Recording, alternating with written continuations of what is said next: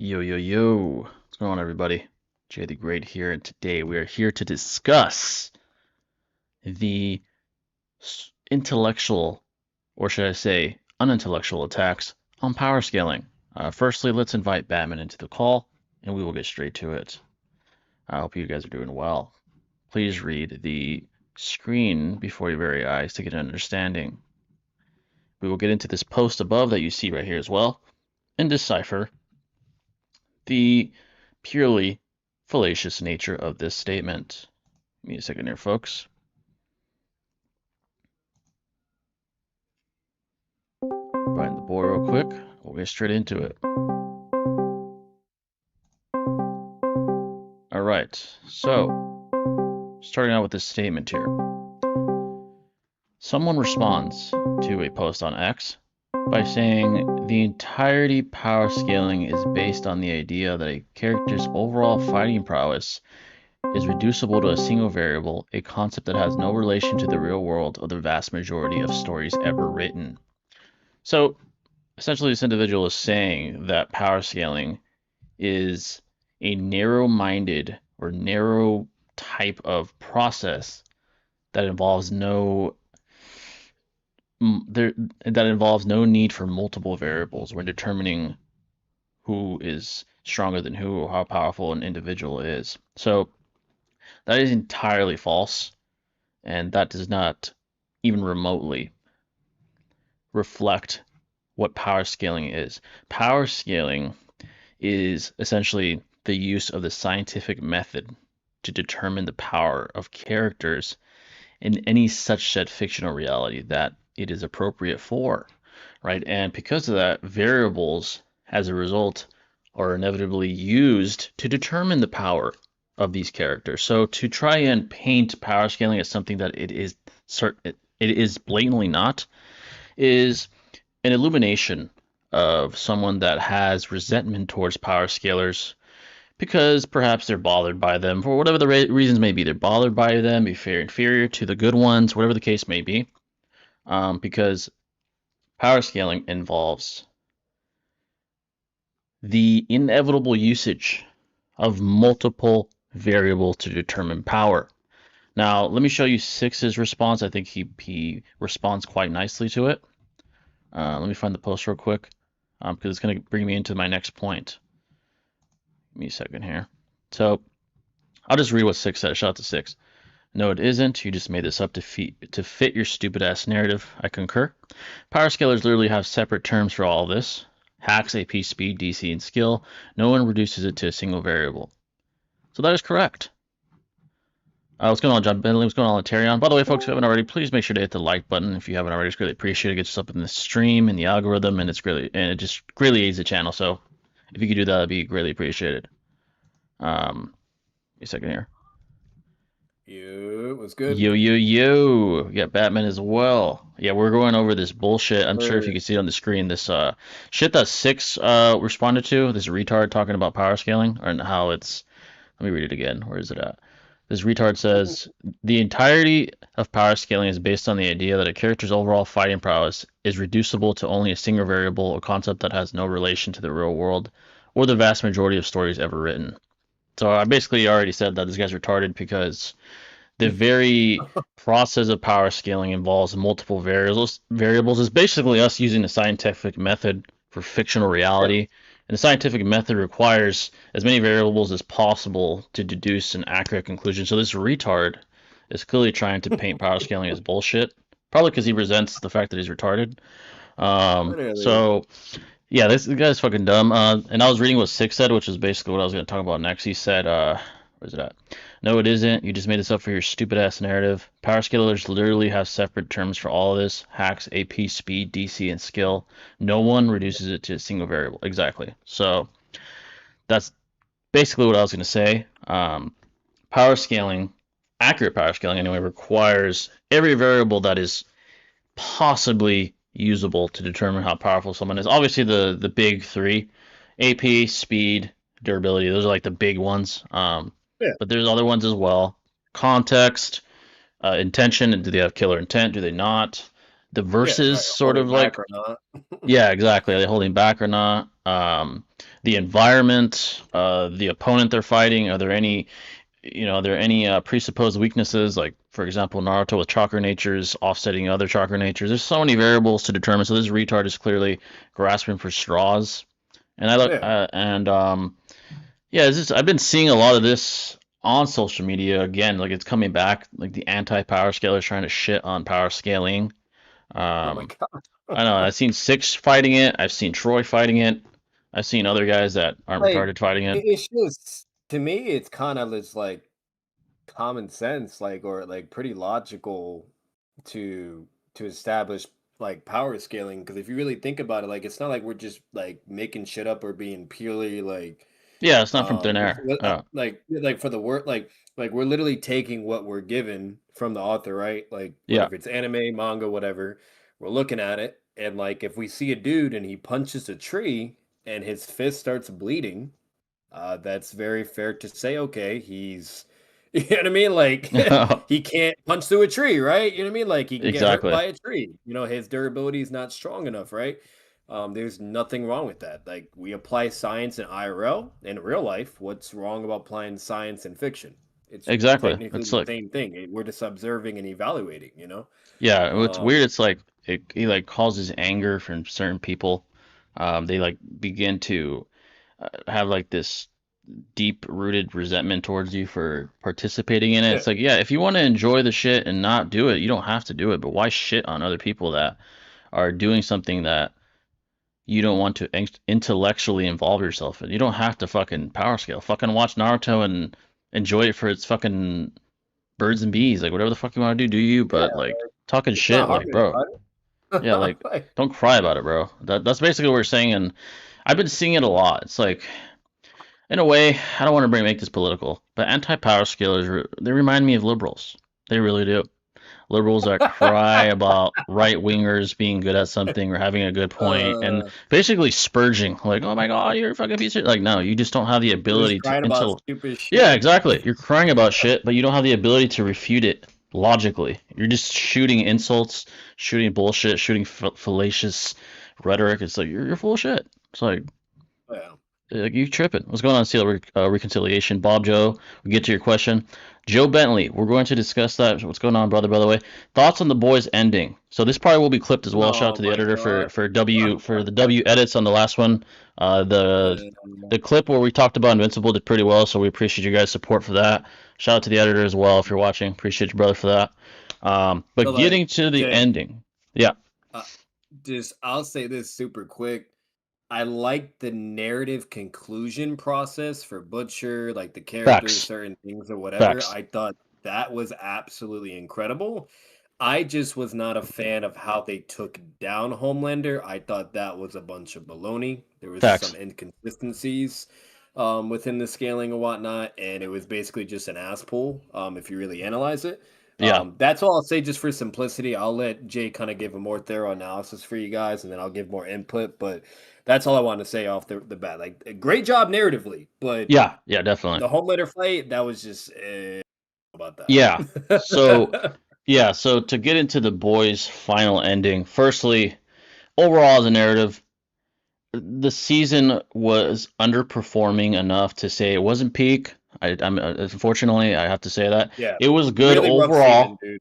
Yeah, Yeah, it was overall, very lackluster, and like because of that, season 3 was peak. Like with yeah, Soldier season three Boy's was probably the best introduction, season. all of it, yeah, all the Yeah, fights, everything, the story, fucking peak, bro. peak Like, and even Soldier like the Boy. first Yeah, season, second season, the pretty good, fights. whatever. Yeah, But yeah, season 3 was the absolute level of like, holy fuck, this shit's good. And peak then media. 4, it was like, it was like, all right, Yeah, some weird shit, but it's like, all right. And then 5, it's like, bro, can we get to it? Like, what the fuck, like, so, and I exactly. didn't like how they took Soldier Boy out in the end either. Yeah, yeah, exactly. So I'll say getting to let's discuss the finale first for this because that's the question.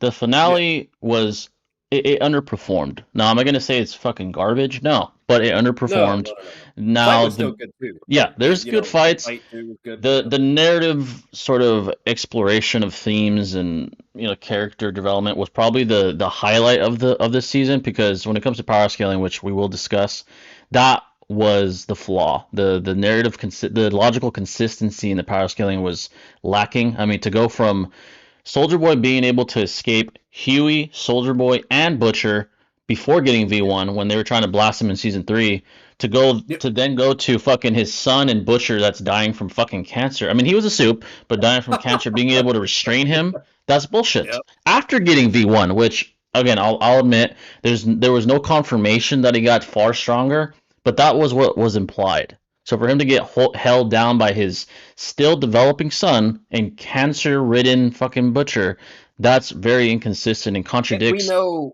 like what happened. V1's a big deal too, Jay, Yeah. because when we analyze Soldier Boy, a fucking monster. When we analyze the bomb guy, whatever the fuck his name was, Oh, he yeah, was yeah. actually going Beast. blow for blow with yeah, a beast. Like Yeah. he was going at it with Soldier Boy. He was even fighting Butcher in a 2v1, and then he one-shotted Butcher, Exactly. one-shotted him and knocked him out. Cooked It's not him. even Yeah, cooked fucking him. Homelander, dude. Like Yeah, how does like Homelander get and like fighting in his fucking hand-to-hand combat? Like, dude, bomb site yeah.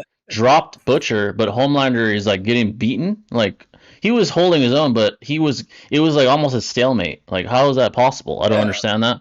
Like It it's like and then like Homelander gets the V1 in the end, and like it like you said, it's literally implied he got strong because like Butcher literally says fucking run. He says yeah, like he run. didn't even want to fight him. He's like, we need to get out of here. Yeah, and then Like it's so oh my strange. god. Like I understand they had to find a way to beat him because that's like the whole point, but that wasn't the But make correct it way. realistic. Like Yeah, make it shit, keep realistic. Soldier Boy in there. Yeah, Keep him or wake him shit, up or get something. Bomb Squad, get the like Yeah, the guy you just said, like get him involved there. You're like, yeah, that's more believable when you have multiple heavy hitters ganging up on this guy. But yeah. you know what I So mean? Like and again, like Jay said, like you analyze season 3, fucking like Soldier Boy, Butcher, and Huey are like fighting Homelander, and it's like it's going still back not and forth. enough. Yeah, Yeah, but it's still not enough, and he's still overpowered and flew out like of the fucking ceiling. So like exactly. he can get away with those three, but yet he can't get away from fucking Kimiko and fucking the sun. Ryan. Yeah, It's that's like what? crazy. That Like was what? very, yeah. It was contradicting to what we saw previously, and And then like now Jay Starlight, he grabbed the deep and flew instantly and chuck him across the fucking world at a random beach. And you're telling me a Homelander can't do the same thing and create 1v1 situations? You know what I mean? exactly. Or like I'm sorry, but it didn't make any sense, bro. Yeah, it It didn't. didn't make That was the fatal flaw, I think, was yeah. it certainly was the power scaling and the logical consistency. Now to Like get Jay, to the imagine here's a better one. Imagine A Train, the bomb guy, fucking Soldier Boy, and the Sun and Butcher there. That I can that would see make more somehow. sense. Yeah, that would make That more would make sense. more sense. Like he needs to be ganged on, like ganged up on. But to him to lose Especially to if you like implied he got fucking stronger with some fucking Hashirama cells type bullshit out of exactly. nowhere. You know what I mean? Like, Yeah. come on, bro. It's Like, literally Hashirama. The Hashirama cells of fucking the boys was the V1 shit, and then he fucking gets cooked, like bro. But getting to the character, sort of, I guess arcs and development, that was the yeah, highlight. Anthony Starr, I can probably say this quite safely. Most would agree. He probably gave the best villain performance live action that we've ever seen. With maybe the only guy competing with him still, Heath fucking Ledger. incredible. Yeah, it was fucking Incredible. incredible. His representation of a narcissist hiding behind their power was beautifully executed because the only reason that he wasn't seen as a weak, sniveling loser like Soldier Boy and A-Train alluded to is because of his powers. His powers were sort of a shield to his true insecurities, but as soon as he lost it, as soon as he was He was a blasted by bitch. Kimiko, he gave, That man ironically, said yeah, he was sucking what's funny is he went from the strongest entity, godlike, godlike on earth, to giving the most pathetic, to the sniveling gayest begging we've entity. ever The seen. most Like, humiliating, yeah, embarrassing gay ass. telling Butcher, he's like, I'll suck your dick, I'll eat your shit. Like, bro, what in the fuck?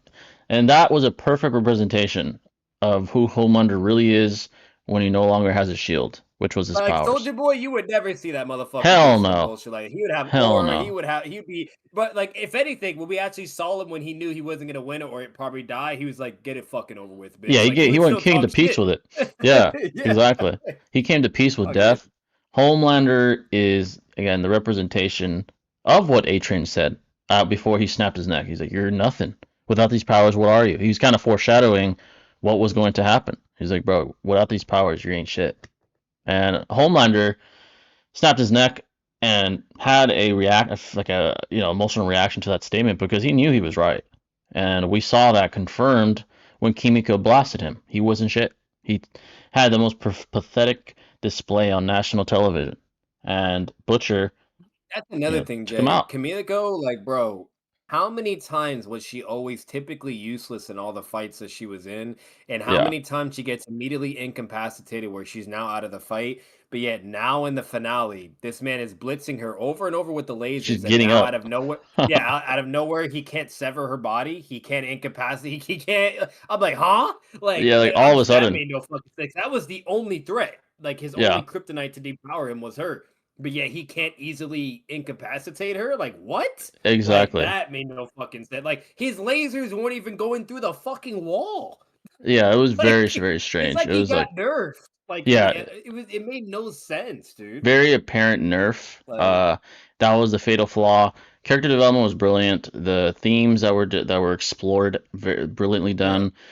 Amazing. Butcher, Like Butcher, the Starlight. way he ended it, yeah, like when he Yeah, beat his ass and like what he said, like if any comic fans out there, it's very similar to what he, but the only difference is he waited until after he had like his death battle with the clone and then yeah, he took the opportunity to kill him. But like that was peak. Like the whole narrative emphasis with Butcher was amazing. yeah, Just all of it. Like it yeah. was on point, you know. So Yeah, I think his death was on point as well. From a yeah, character development standpoint, he tried to, come back to the light after defeating Homelander, but Ryan kind of put the nail in the coffin and said, you know what, you're not exactly a good person either, and I don't want to have a life with you. I want to move on and have a fresh start. yeah, And then his dog dies, and that's what broke the camel's back. And he came back to the realization like I'm not a good person, and I might as well finish the job. Fuck it, I'm just gonna kill all the yeah. soups. Obviously, Huey follows him. He tells him, you're not a monster. You're just human, so you hurt like everybody else.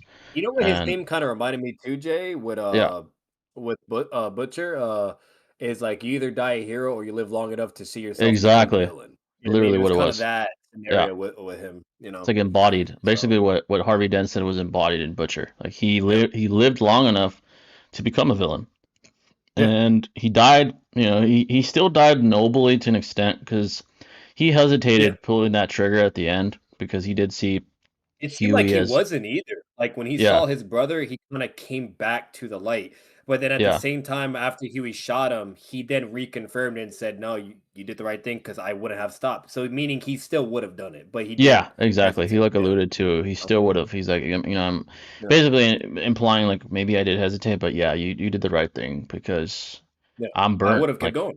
Yeah, yeah, I'm compromised. You had to do what you had to do, and Huey yeah, saved the world basically. Ironically, he saved the world against Homelander and almost ended it, almost making Soups go extinct. So, yeah, um, yeah, it was a very, as far as that's concerned, that was a make sense type of conclusion to his arc. And then the rest of it was whatever, peaches and yeah, cream the rest ending I for didn't everybody really else. care for all that. Yeah, Yeah. Like, whatever. one thing I will say is, like, what would have been crazy if they were willing to do one more season because towards the end of the finale episode, Homelander didn't give a fuck no more. He started talking on live stream at the White House, like, he's like, "If you don't follow me, I'm just gonna fucking kill you all," Yeah, he and didn't give a blah, fuck. blah, like, Yeah, bro, he snapped. Like, he finally went, like to remember how we were always talking about it throughout the seasons where, like, "Yo, Homelander's getting closer and closer just saying fuck it."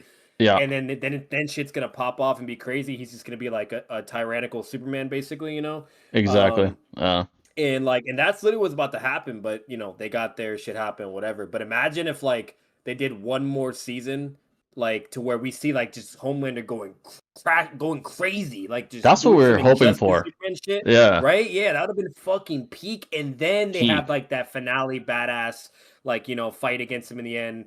I think that would have been way better. And What I I kind of definitely wish agree with they that. it Definitely went that agree. I route because it think would have been so much action. There would have been so yeah, much like more deaths probably. And if anything, what would have made more sense instead of them doing the bullshit fucking finale way how they defeated him or whatever, they could have like got Soldier Boy out of his like ice fucking chamber thing, and and he would be willing to help because Homelander technically betrayed him, facts. so he would be Yeah, pissed and whatnot. So like that's what I'm saying. Like it could have just led on to more time for the narrative, better writing, more crazy fucking shit where Homelander's just like committing, genocide and the whole nine. Like exactly. it would have been Yeah, crazy. It that would would have have been been crazy, peak. dude. Yeah, that would have been Yeah. peak. That would have been like some Invincible type shit, like when Conquest Oh showed yeah. up and Mark had to scrap and people died and shit. Like Yeah, Uh, just uh, imagine Homelander doing that, and yeah, basically, no, like in the military, like even if they tried, like they clearly can't do shit because they not do tried, right, shit. and they failed. So like Yeah, it'd be like the whole world trying to fight against Homelander, while Homelander has some percentage of supporters, but let's be real, it's not gonna really matter. yeah, But like that would have been crazy. It's basically just a season of all out war, right? facts. Between two sides, like Butcher's side and Homelander's side. That'd be crazy. Yeah, that would That'd have be been fucking much more crazy. climactic. Like maybe Atrian Yeah. doesn't die the way he did, and he joins. He's like, you know what? If I die trying fighting this fucker, fuck it. You know, Butcher, Atrian, Yeah. Starlight, Kimiko, Soldier Boy. They all just say, you know what? Like Butcher was saying. He's like, we do this shit until the very end. Let's all just Yeah. fucking fight this fucker and let's see what happens. And That that would that be amazing.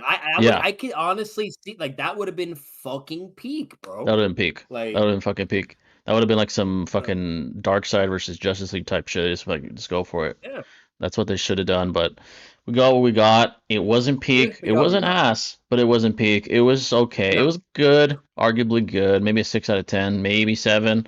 Um, yeah. but that's what you got with the boys. How do you feel about Ronda Rousey versus Gina Carano match? That shit was boring as fuck. It lasted 2 seconds. What did you expect? Ronda Rousey's been gone for 10 years. Gina had fought almost 20 years. What did you Yeah. expect? Gina Carano had to lose 100 pounds to even make the weight, so she wasn't Yep. at her peak. The fight was whatever. Yep. It wasn't anything to write home about. The fights before that were more interesting. John Jones kind of called out Francis Ngannou. That was probably the Yeah. highlight of the whole night. But besides that, not much to say. It's funny to see how 99.9% of anti-power scalers are the ones who take L's after L in versus battles.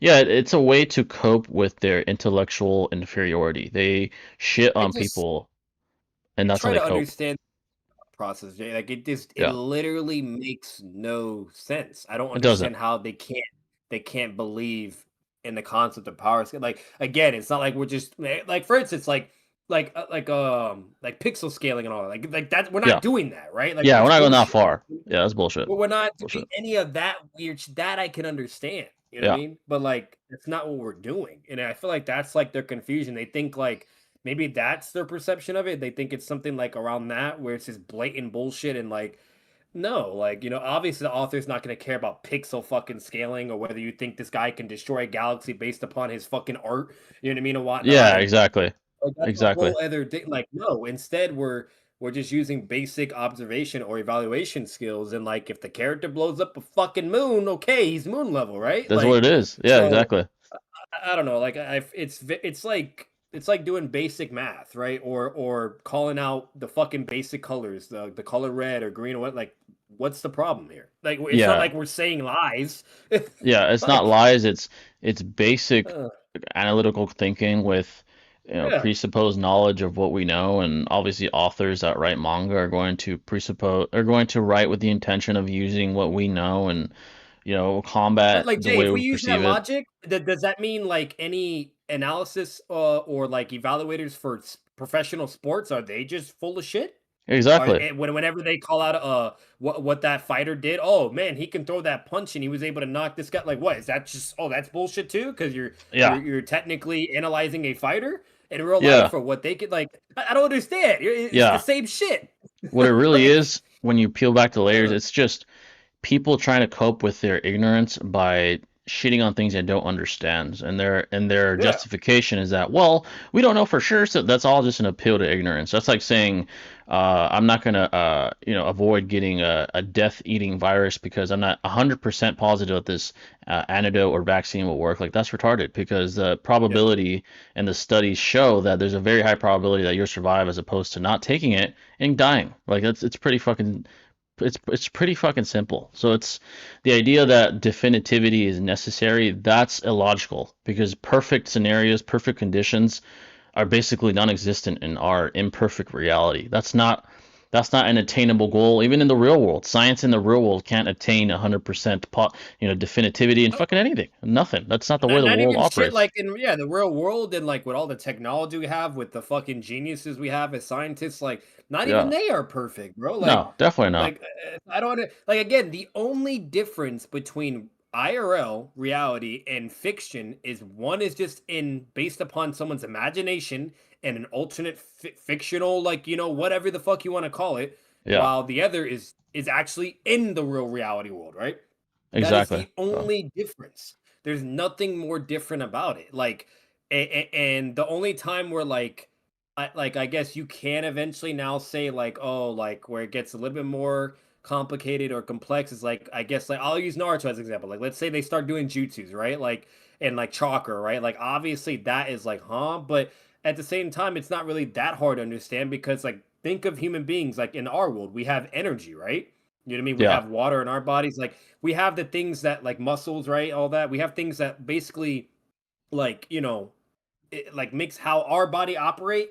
It's technically just the same thing in the fiction world. They have their own components of what, makes their bodies operate. And instead of it just being like our shit, it's chakra or ki from Dragon Ball, whatever the fuck it is. But they also have the same things of our body biological structure as well and anatomy. Like so that's what I'm saying. Like that's the only time where it can be, a little confusing. But even then, it's not that hard when you just simply analyze it. Like the rising gun. Obviously, that can't happen in the real world, right? Yeah. But if you think about it, if you analyze what a rising gun does, someone lands the jutsu, right?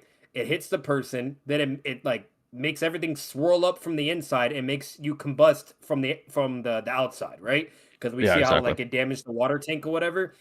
So, in simple terms, that's very simple to kind of understand because if you analyze science and apply the real world to that, there's many things that can also cause that type of, you know what I mean, like attack capacity. Basically, there's Yeah. all kinds of things, and then it creates like a big explosion. Oh, what do you know? We have bombs in our world, right? You know what I mean? Like that's what I'm saying. Like, there's many ways to where it can make sense, and you can make it make sense, right? Yeah, So exactly. again, I just don't see the problem. I don't know why it's so confusing to them. I really don't. Yeah, it's really not that hard to understand. It's willful ignorance because they don't want to accept that that process is it's a practical pragmatic process to determine power in fictional realities. It functions just fine, but they don't want to admit that because then it'll obviously illuminate their own ignorance to it. Like, dude, that's just the way the world works. Like, Like, I'm not saying power scaling is as important as like, medical uh, science, but what I'm saying is that there's experts in fields and then there's not experts in fields. So how does the world work? Well, you default to the experts. Of course, they have to show you that they know what they're talking about and that there's, evidence of what they're saying is true, but to just yeah, automatically conclude like, "Oh, I don't know about it, so it's not true and fuck you." Like you're being tribal and because you're retarded. Like you're not capable of comprehending like or at you're that not. point, you're just being like, what's even the word? There's a word for that, Jay. Like you're just being I wouldn't say ignorant. There's another word. It's just, but I can't think of the word on top of my head.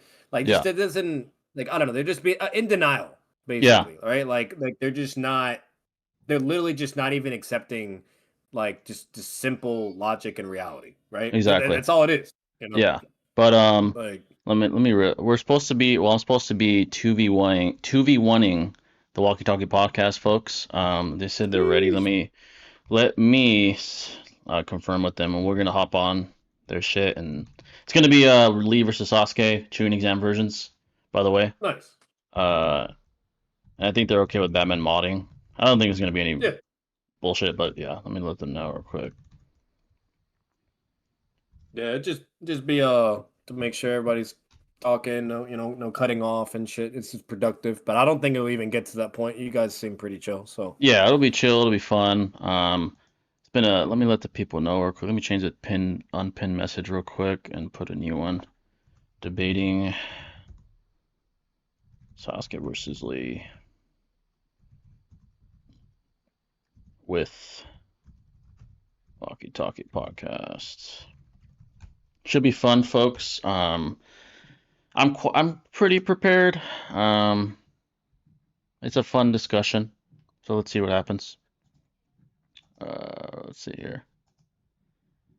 Let me let the people know. All yeah. right, After folks. that, I do if we have the time, there's Yeah, some things I do have available of some cool discussions and yeah, we definitely gotta do talking that. points that I put in chat that we can also discuss right after too, just to keep the stream. But it depends. Yeah, we'll probably just debate. I'll probably just debate them. We'll say our piece, and then we'll continue our stream on our shit. Yeah. Let me see real quick. All right, I guess we can join their VC in the group chat that we made, Okay. and then we could join that shit. I think I already told them. Let's see if they answer real quick. All right, folks. We'll see you at the other VC. All right, folks. You guys can still hear me, but I'm trying to join. Udi just said he's gonna go to the bathroom and get his mic set up. Oh, no worries. You In guys a are minute, good. probably. Let me tell everyone that we're Love debating real quick. the PFP. It's dope. Oh yeah, Oh, you like it? that is dope. Yeah, she's dope. That's funny as fuck.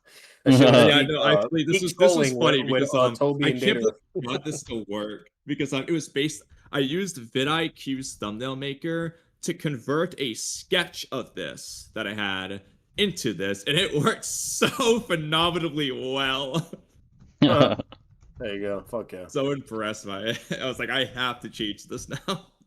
Yeah, that shit's fire. You know, Let's see. it's dope. All right, let me tell the people real quick. Tell them here. Tell them here.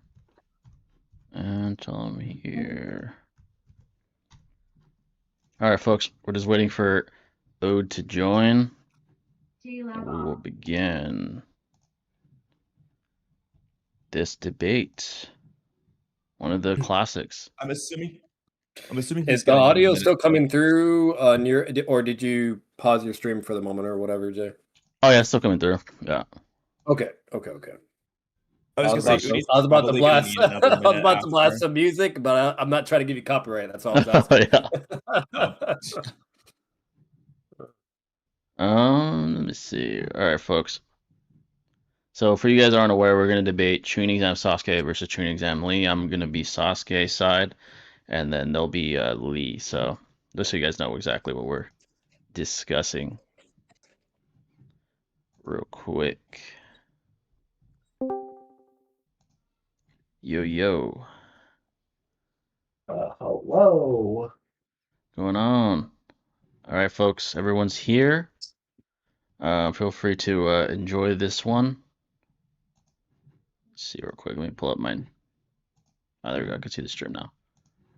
All right. If you guys are ready, we can get straight into it. Udi, you need a second to start our stream. I Oh, will okay, no need a worries. second, yeah. Sorry, we No were doing woodies. something beforehand. Are you already live? I'm assuming you are. Yeah, we are. Yeah. Okay. Hello, chat. Walkie Talkers here. I'm Yeah. Say assuming hi you're to the also Walkie Talkie podcast, folks. subscribe to Jay and us. And Yeah, everyone. subscribe. Yeah. And Batman will be here just to spectate and mod if he needs to. I don't think he will need to, but Sure. And let me just reuse all the settings. Just do a random other thumbnail of Sasuke just because. yeah, folks. Yeah. Feel free to ask questions while we set up. For sure. Let's see. Thoughts on Punisher and one kill? I don't think I've seen that. Let's see. One kill. That's while we're waiting. Oh Kyle, yeah, do they're you talking about the last Oh, kill, my Jay. It's God. the special Oh shit. premiere type episode. Yeah, Punisher got an episode recently. I need to It's watch that only shit. one episode though. Yeah, it's Oh, peak. It's peak. yeah, it looks peak. Shit, I need to check that out.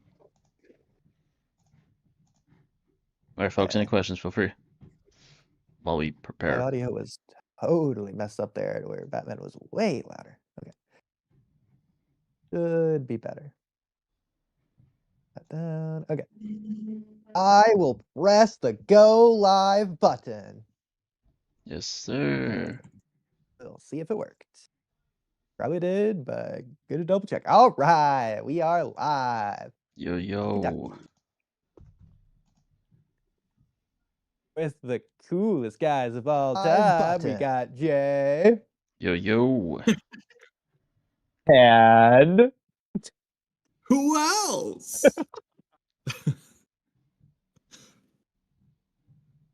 well, I see someone's being a little shy today. Yeah. You might say they're kind of mute. Okay. Well, what are we doing today?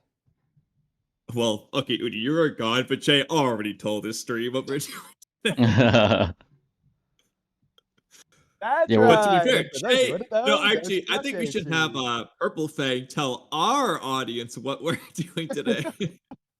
Yeah, he could be, since he's like spectating, he can tell everyone if he wants. Perfect. If Well, Batman's our there, he might be busy. friend here. That's why he's muted. I'm not sure if he's. Probably. Okay. The But funniest thing we could do is say, if we can wait, it's okay. Well, the long-awaited, the infamous at this point, the Sasuke versus Neji. What's the debate? Is that the debate? Sasuke versus Lee. yeah, I Sasuke got versus Lee, that yeah. one, Sasuke versus Lee. Yeah, the Sasuke versus Neji debate, the one everyone's talking about. We're not doing that one. You can tell we're very prepared. Sorry about that. But Yes, no, yeah, your instructor's here for the tuning exams. So we got Jay the Great repping Sasuke Uchiha. Yes, sir. And then we have, I was about to call you Toby because of your profile picture, but Sure. yeah. Well, you can call me Mr. Walker. You know what? To quote Toby, right? You can call me no one, moderate Toby, whatever you like. Oh my God! But the Walkie Talkie podcast, you guys know the peeps. You got Mr. Waffle, you got Oob. So we're gonna make this go. They're repping Lee for the tuning exams. I'm assuming they're both tuning exam versions. Yeah. What's it called? But yeah, so Sir. that's basically what we got going on, guys, and the fight can commence. Yes, And sir. for obvious context, it's gonna have to be prelims Lee because the finals Lee is not in a very good state. Although we can't make the argument. If we can do a bonus round for it. In fact, I'll say right now, we will do that bonus round. But for the majority of this, we'll stick to prelims Lee versus the final Sasuke. Yeah, exactly. So those are the specific versions, folks. But yeah, you guys can begin if you want, establishing your premise, and I guess I could just go from there. Well, Udi, where do we want to I did want to add a couple notes. First of all, I said this last stream. I'll just quickly summarize what I said last stream. Last time we did this is to where Jay, I'm on your side on this one, but I'm gonna debate on Kamui-san. Yeah, I remember. We do have a lot of legitimate arguments, so it's not just me being ridiculous, only halfway ridiculous. See, what we should have done, what we should have done, this is the real issue, is vice versa. It should have been Batman, and him, the ones that rep Lee, okay, and then versus Jay and that guy, the ones that rep. That's what we should. That would have been a good day too. Yeah, actually. I'm trolling. But it's funnier this way. Yeah. Lee, I'm just saying, all right. And to be fair, without Udi, okay, we don't want to spoil anything, but a lot of things wouldn't have happened the same way if it wasn't us two together. So That's all that matters, guys. Lee has that 10th gate, and he would have released it against Sasuke, and he would have won. So that's simple. Oh, there you go.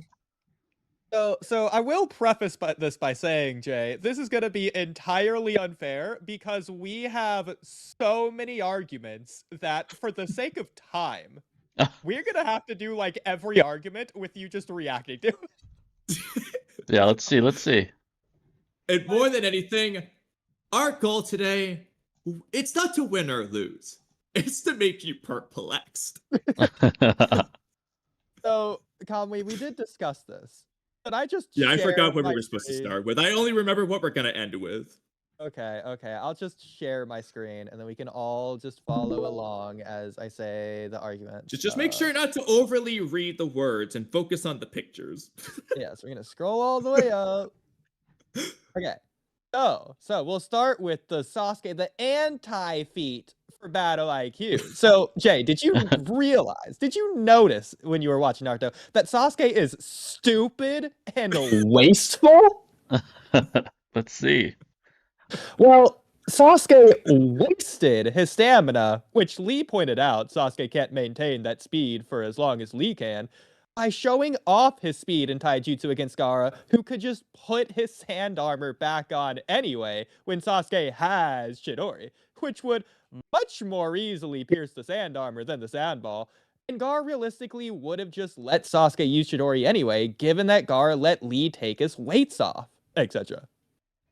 Right. So, firstly, I would say it's not wasteful because trying to be in Sasuke's mind, more than likely, given his prodigal talent, he's more than likely testing the durability of Gaara's defenses, including his sand, including his sand dome.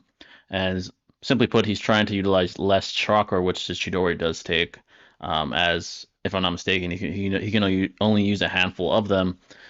So he's trying to test less chakra using means to see what pierces Gaara. And obviously, due to the failures he has early on, he then proceeds to use the Chidori, which does something that essentially Lee, with hundreds of strikes, including in the 5K, couldn't do, which is draw blood, which just shows a gargantuan gap in AP between Sasuke and Lee. But yeah, that's my response to Well, that. Jay, you're bringing up a good question I need to ask you now. Yeah. You're arguing that Sasuke is testing Gaara basically to see like how much chakra he needs and if he can use less chakra, draining attacks on the sand armor, right? Yeah, essentially. Well, as you just mentioned, Lee fought Gaara, and Kakashi told Sasuke all about it. So he knows what's gonna happen if he does Lee's taijutsu on Gaara. Yeah, so but he's wasting his stamina. that's presupposing that he believes he's equal to Lee, and given his high ego and high sort of confidence, he probably deduces that he's above someone of Lee's caliber, which is more than likely the case, again, given his confidence and ego, which resulted in many bad moments for him, including his ass whooping to Naruto at the final valley. In this particular fight. Well, hang on, Conway, because I think I have a compromise here that both of you will be happy to agree with. So, okay. just to cut out the middleman here. Again, the argument. Well, you're being here, the middleman, to be fair. well, okay. To cut out everyone but the middleman. So again, the argument here is battle IQ, and so it's stupid and wasteful. And we presented the wasteful thing and the stupid thing, and Jay contested the wasteful thing. And where Kamui and Jay seem to be going with this is, it sounds like we're all on the same page. Regardless of wasteful, which is in contention, Sasuke is definitively stupid. I don't think I agreed to that because wasteful implies you're stupid. So the very fact that he's not being wasteful implies he's not stupid. Well, you can be stupid without being wasteful. And yeah, you can but be wasteful without being stupid. But the very you having ego is kind of stupid.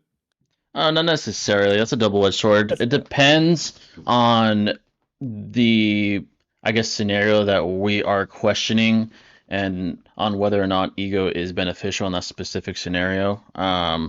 Here, and then going back to what we were previously discussing, the original premise was he's stupid because he's wasteful. So, well, not because he's stupid and wasteful. Okay, so if it's presupposed that I proven that he's not, why would he be stupid then? What other reason would there be aside from being wasteful?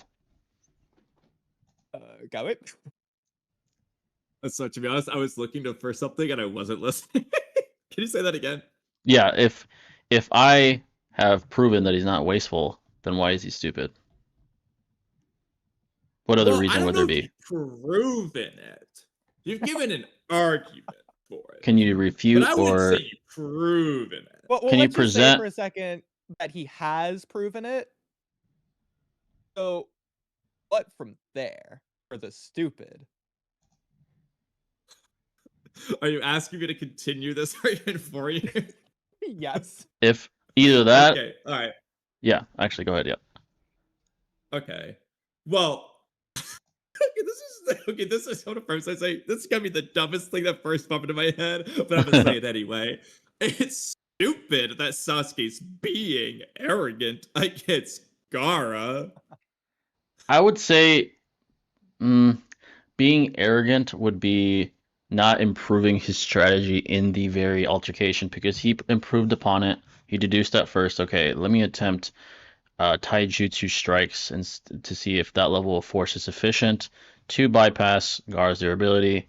He then deduced, okay, I've concluded it's not enough. I can't pierce it, and I'm just wasting energy. So I'm going to attempt something with that I know is provably higher in AP, and then it ended up working, proving that he has the IQ and the intellectual ability to deduce better strategies as he fights, and implying pretty efficient adaptation in the midst of battle, which shows that perhaps despite having high ego, he still has the intellectual ability to make better decisions as a fight progresses. Again, due to his prodigal talents, implying he's not wasteful and or stupid. So, Well, Well, counterpoint. Jay.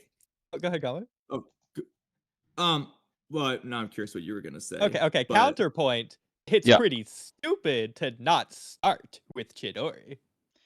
I Okay, would. I had a very different approach. Yeah, I would refute that because Chidori is the higher chakra usage ability, so he's essentially escalating his AP as he progresses. He goes from punches to kicks to then some more high speed attacks from a longer distance, and then finally concluding with the Chidori, which again succeeded. So it would actually be counterproductive to just straight up use a high chakra ability if the possibility of using a lower chakra ability bypassing his Gar's defenses exists. So he's essentially problem solving and escalating as he deduces what works and what doesn't. So I think it'd be stupid to actually start with his like most powerful attack. It'd be like the equivalent of Sasuke using Kirin straight off the jump when fighting Itachi, which is not what he did. He saved that for the very end when he deduced he was unable to kill Itachi easily. So I think that actually is the most efficient strategy. Before going to what I was going to say, I want to continue this. So hopefully I don't forget what I was going to say. But I have two problems. Okay, Yeah. quote unquote problem. So the first one, Kami, I want to add that first of all, I agree with Jay, and I agreed before he said that. I was curious how he was going to say it, though.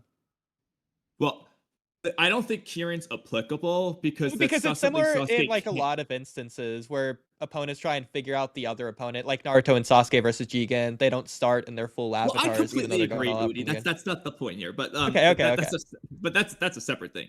As far as Kirin goes, though, that's not really applicable because Sasuke can't do that Kirin at the very least without doing fireballs in the air and using Itachi's Amaterasu and so on. It requires the setup. So he can't use the same Kirin first. That's not an option for him. Because even if he uses one with his own chakra, which he can only theoretically do based off Tenchi Bridge, it won't be the same as the actual lightning. So that one's not applicable. What and then you say? The other, what do you mean by it's not going to be the same? Out of curiosity. Well, it won't be natural lightning. So Do you think it'd be stronger? It could. Oh, it could be, but I'm just saying it's not the same. I'm not saying whether it's stronger or weaker. Saying it's not the same. Okay. I don't think specified that that Kirin on Itachi, and I'm specifying that Kirin won't be the same. Maybe against like Jigen, who couldn't absorb it, but versus Itachi, I don't think the difference would really play out. But that's just my theory on that. But it depends on how strong his Kirin would be if he were to try to do it without natural lightning. Whether or not he was retconned where he real needs quick, it. moderating time.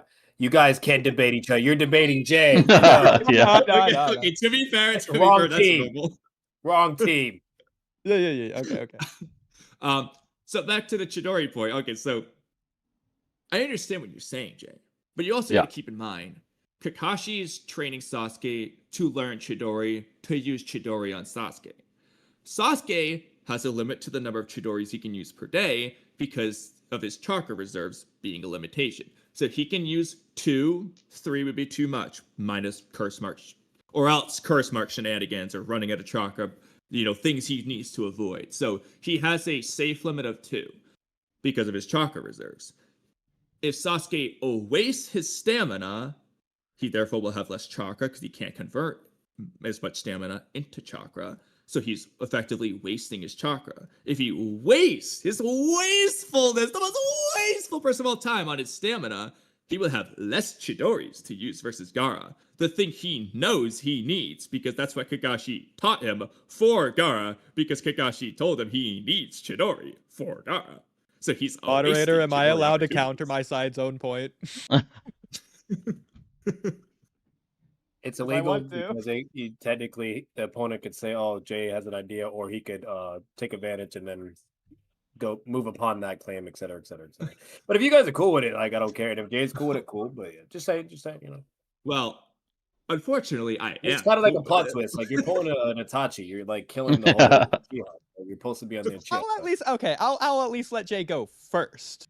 Yeah, so the idea that it's stupid to not go straight to a Chidori, that the very idea requires a presupposition that he's using a lot of chakra using taijutsu. There's no indication that he is fatigued or growing significantly fatigued. I disagree with that.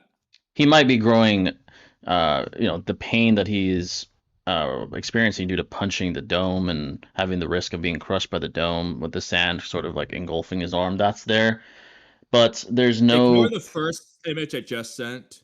Ignore the first image I just sent so I can now send this other image. Kishimoto, the author, is telling us through the let me get another image to go alongside this. Here we go. I think I know what you're looking So, for. well, that's fine. You don't need to know. You'll just understand No, when no, you I see said it. I think I do know. Okay. Still in the dead air. If you're wondering, huff is the Japanese symbol. He's huffing and puffing. So you have the first image is what Lee. I did this out of order. Sasuke comes first. Then Lee is saying this in response to Sasuke. So Sasuke is huffing and puffing, and in response to that, Lee and Kishimoto through Lee is telling us that maintaining that speed still expends quite a lot of energy, doesn't it? Meaning this is expending a lot of Sasuke's energy. Yes. I would just need to be And he's proven showing the to. visible signs. He's sweating. Obito wasn't sweating in the work. Oh my god. By the way, that's Yeah, not a point. yeah, that's false dichotomy because he's way above everybody. But I know. Meant to be Sasuke, funny, not a point. yes, Sasuke. Again, I still don't think it negates that. I think what his plan was. Again, there's probably an argument to be made that his cardiovascular ability could be separated from his chakra reserves to an extent. But I digress. Going back to the point, he's still essentially deducing ways to bypass this armor, without having to use high chakra usage because of essentially the volume of which he could use these attacks is much higher than a Chidori. Again, he only has two, presupposing, he's at full power.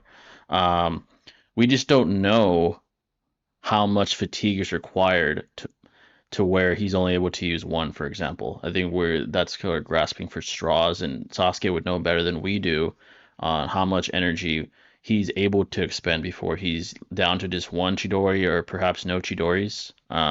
So I believe that that's simply conjecture that is baseless, and it's more logical to conclude that he knows more than we do, and that Kakashi probably also told him as well prior one training on how to approach this battle based off the Lee altercation.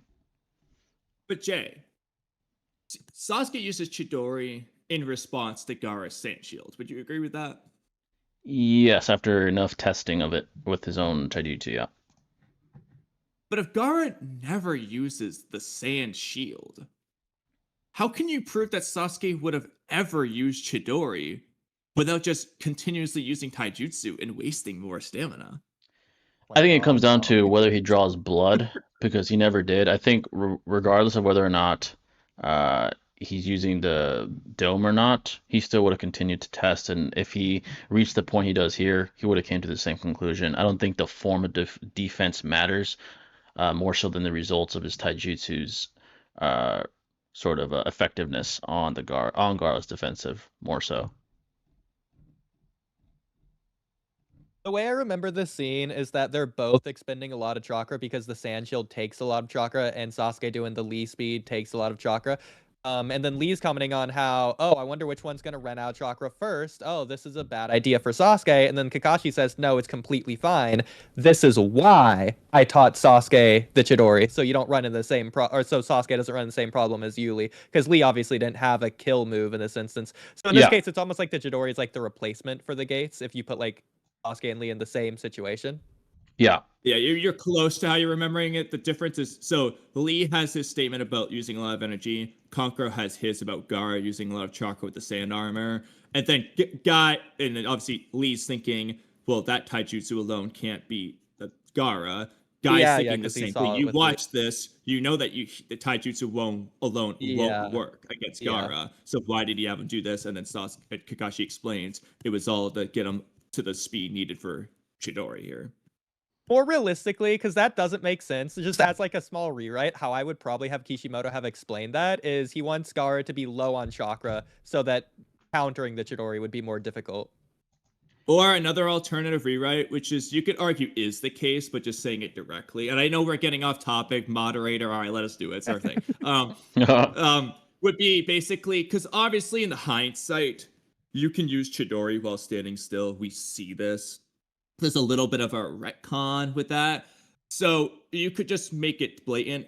He needed Sasuke to be fast enough to make the Chidori strong enough to pierce Yeah. Gaara's sand shield. So that's the save Sasuke does standing still Chidori. It's not going to be strong enough. So he needs to be Lee speed plus Chidori Hey to be strong guys, enough if to do it. you pull the no kill move again, like Neji tried to do to Hinata, I'm gonna have to disqualify you guys. No, I'm just kidding. I'm joking. No, keep going. You guys are good. Crazy.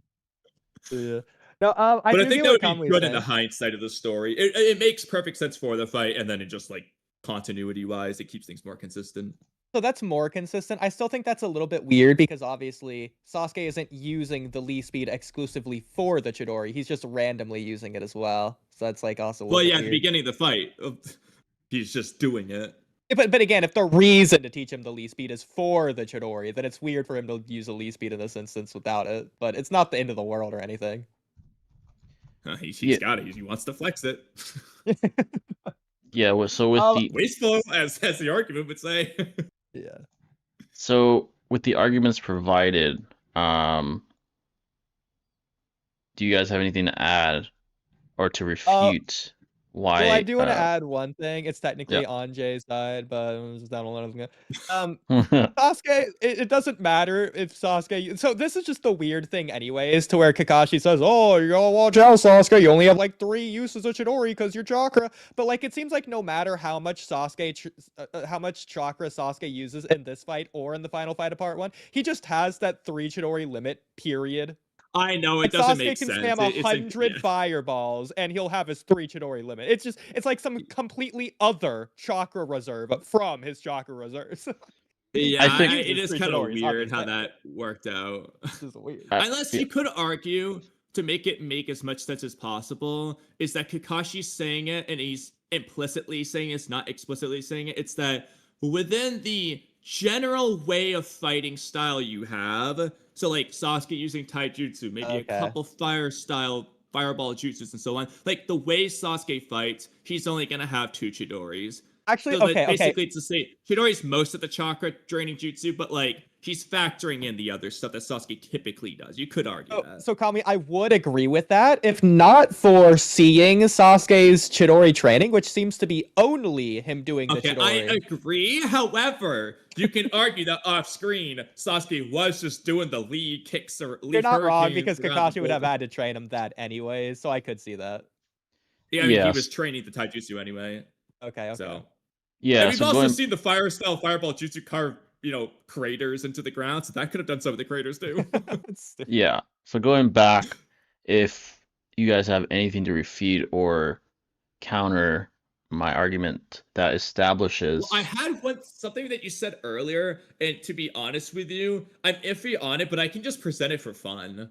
Yeah. Okay. I'm glad you're down for this.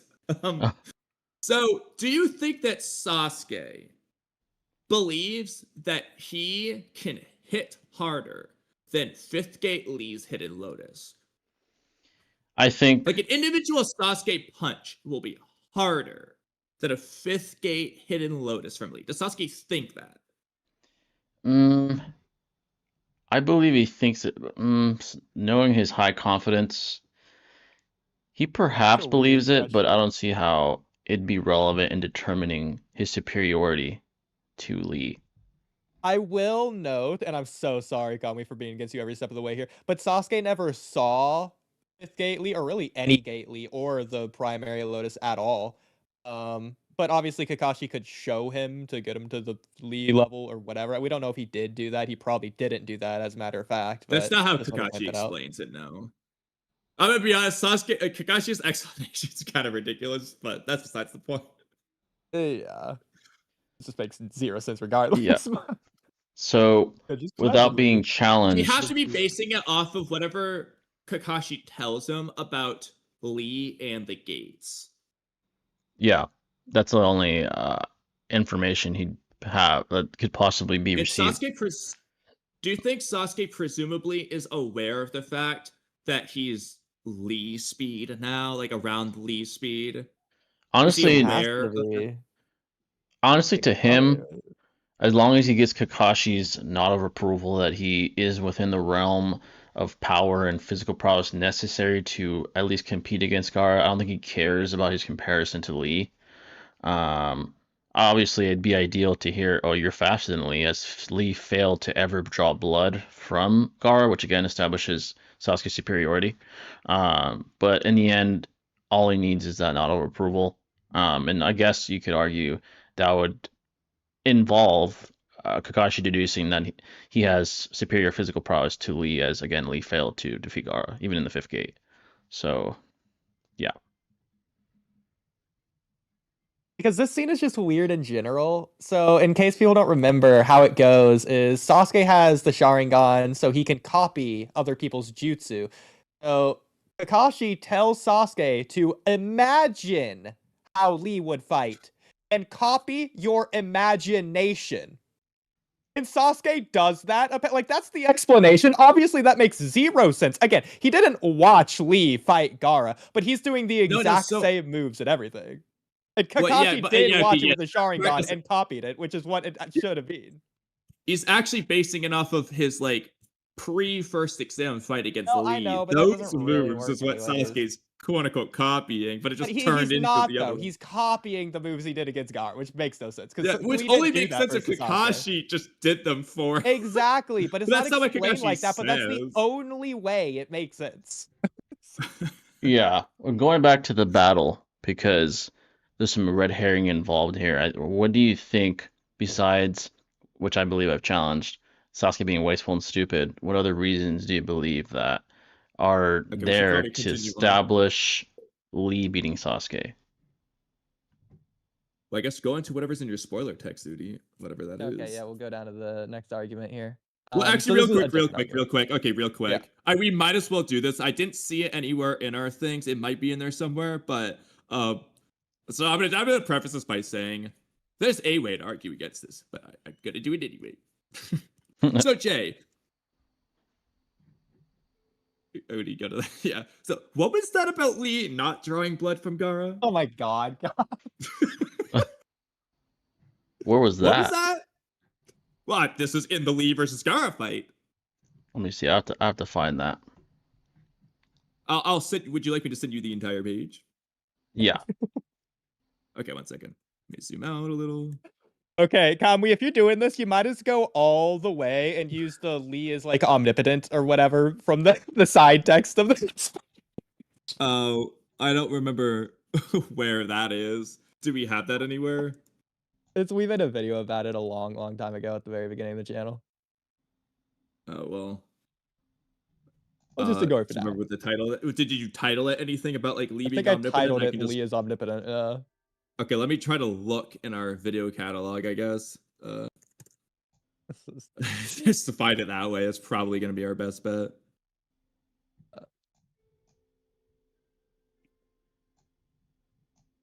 Okay, we probably wrote this argument in there, but there's a really funny argument we could make in reference to something else on that page. But all right, let's see.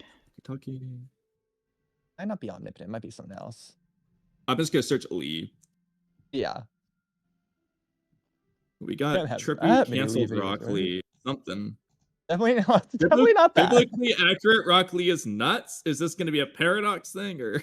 No. It's from like 3 years ago. It's probably in the Powerscaling playlist. Let me go see real quick. But anyways, she got me curious now because I don't even remember that. I know the thumbnail is like red. Oh, Rock Lee is omnipotent. Okay, yeah, it's right here. I'll just find the side text. Well, you found it. All right, well, I might as well go look at your screen now. Okay. Yes, okay, so we got the bottom text here. The man who cut the cheek of the man who Oh. can't be cut. Lee did something impossible. He did something that can't be done. And also let's search cut definition Oh my gosh, bro. to penetrate divider resulting in the opening of, or injury.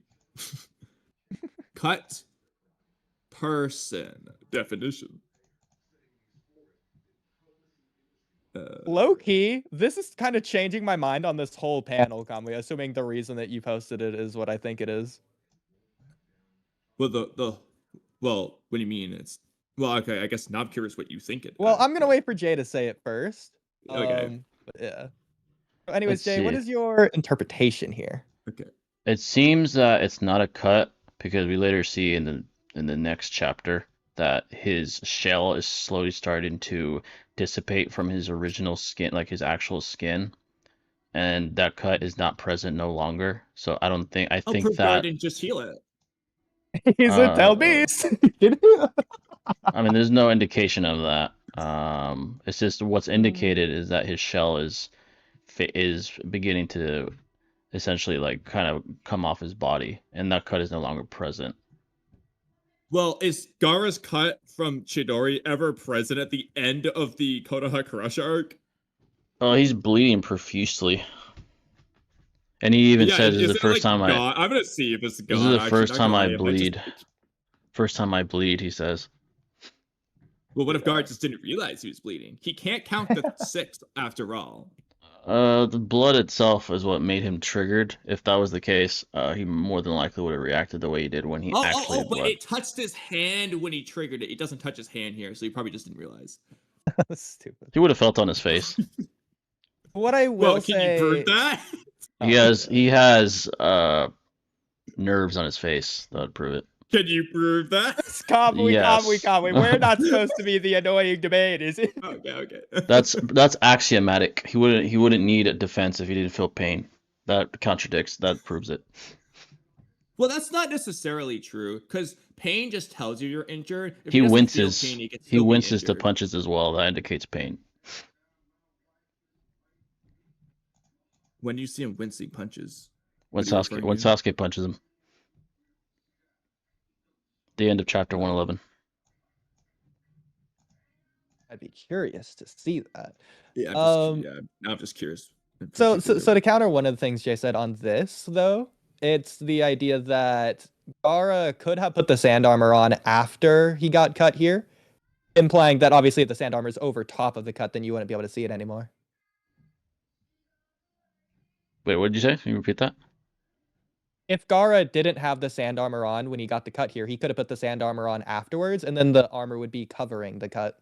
No, the sand armor was already. It was still engulfed around his body. It was in the next chapter it started to crack. So that is most likely a crack in the armor. It's weird because Which it's chapter does ambiguous. So Chidori that's happen the in? thing, Jay. So okay, that's what I've been waiting for you to say. Even though you probably said it in other words differently earlier. But so that's I think what's supposed to be happening here. The problem is it's saying it's the man who can't be cut. So he's cutting Gaara, the man. Ooh. The man who cut the cheek of the man who can't be cut. That could just be the author trying to create this idea in our head that isn't really there. Authors do that. It could be like narrator in present time who technically isn't an omniscient narrator, just to give that like misdirection to the audience. It could be Yeah, and that also. happens. That happens multiple. That happens throughout the data books. That happens throughout these captioned third-person statements. So it's more than likely that's the case, as evident by what happened in the next chapter with his shield, or rather his body shield, beginning to crack and the cut no longer being present, and the fact that he never reacted to any blood present, and the fact that he states this is the first time I've ever seen my own blood. Yeah, and again, it's weird because like in the anime, especially, it's depicted as red, like as if it's blood, like it's like dripping even. Which is why, like, my whole life up until I made this video a couple years ago, I thought it was just cutting Gaara's cheek rather than the sand armor. But I don't know, it's weird, anyways. Yeah. The probability of Trying to that is low. I think it might be only the anime where you really get to see like Gaara's like, okay, there we go. Okay, based off where he's gripping it. Okay, this is funny. Okay, so Well, we have the anime pulled up on this video too. well, that's fine. Well, I just was gonna do it in the manga for consistency in case this was randomly changed. But okay, so based right on this here. image I'm sending Like here, it's like this droopy like blood here in the anime. It's not Could be a just a cut, it's like droopy. It's weird. could be a sand trying No, to I hold would itself droop. Well, I guess together. the sand does droop other times, like when Naruto Oh, punches him when he's like transformed, kinda, but a little bit weird. I don't know. yeah. Looks bleedy, at least to me. But that's okay. so real quick, Anyways, I'm gonna yeah. look for another image because this is gonna get to a point. So it's a little bit of us finding out together here. But depending on the findings, this could get to a point or it could just go nowhere. Do you think the okay? So the most recent image I said of Gara is him holding himself after like the stab wound. Based on where he's holding it, do you both think that like the wound is like directly underneath his hand, meaning the brown shoulder strap thingy would have like a piercing puncture through it where the wound continues to go into? Do you Let's agree with that, or do you see. think like the wound is only where his pinky and ring finger are? Like, do you think the majority of his hand is covering the wound, probably, meaning the brown part is cut through? Do we not see, at least in the anime, where Sasuke's hand is hitting Gaara? It's way too dark and grainy in the image of it, so it's like that wasn't as good as this image here. Okay. So Let me see. just based off where he's holding it there, what do you think? Gaara's been I mean, wounded. the blood is going down his arm, and I do think the rest of the blood could be because Gaara's holding it weirdly. But it could be either. Yes. Like, but do think it'd be reasonable that he's holding the spot, right? I mean, yeah, that's fine. I think it's reasonable. Like, as an example, he holds his heart anytime, like, Kid Gaara feels pain in his heart. He's holding on his Exactly. heart, so. I mean, Yeah. either way, from what we see, I don't think this is gonna matter consistency wise. But just, I mean, Jay, what do you think? I mean, for the record, Cobbly, none of this matters for the debate, and we're doing the thing I said where we're spending 2 hours on a single point. But Well, Yeah. well, you know, if this it's just continues, curious, as long as Jay's okay with making a part 2, then we're okay with it. Yeah, I would say, regardless of the radius of this wound, that this is the first time he's ever dealt with his own blood and seen his own blood, as evident by his reaction here in comparison to his reaction in the Lee fight, which again just proves Sasuke's superiority. And I believe the data books state Sasuke is the strongest opponent he's faced up to this point as well, which further reinforces that. yeah. Well, And real he's quick, 'cause superior. I don't want to get too far ahead here because the point in getting at where the wound is that we see Gaara heal this wound.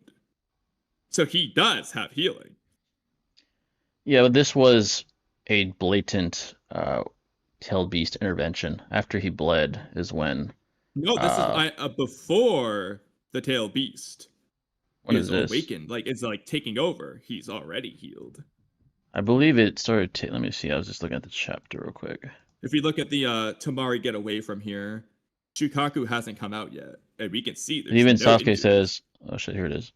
Even Sasuke says those weren't his eyes. What was that I saw earlier? Implying the tailed beast has intervened at this point. Well, if you're gonna say that it's the tail beast awakening, then Baki has similar statements in the Lee fight too.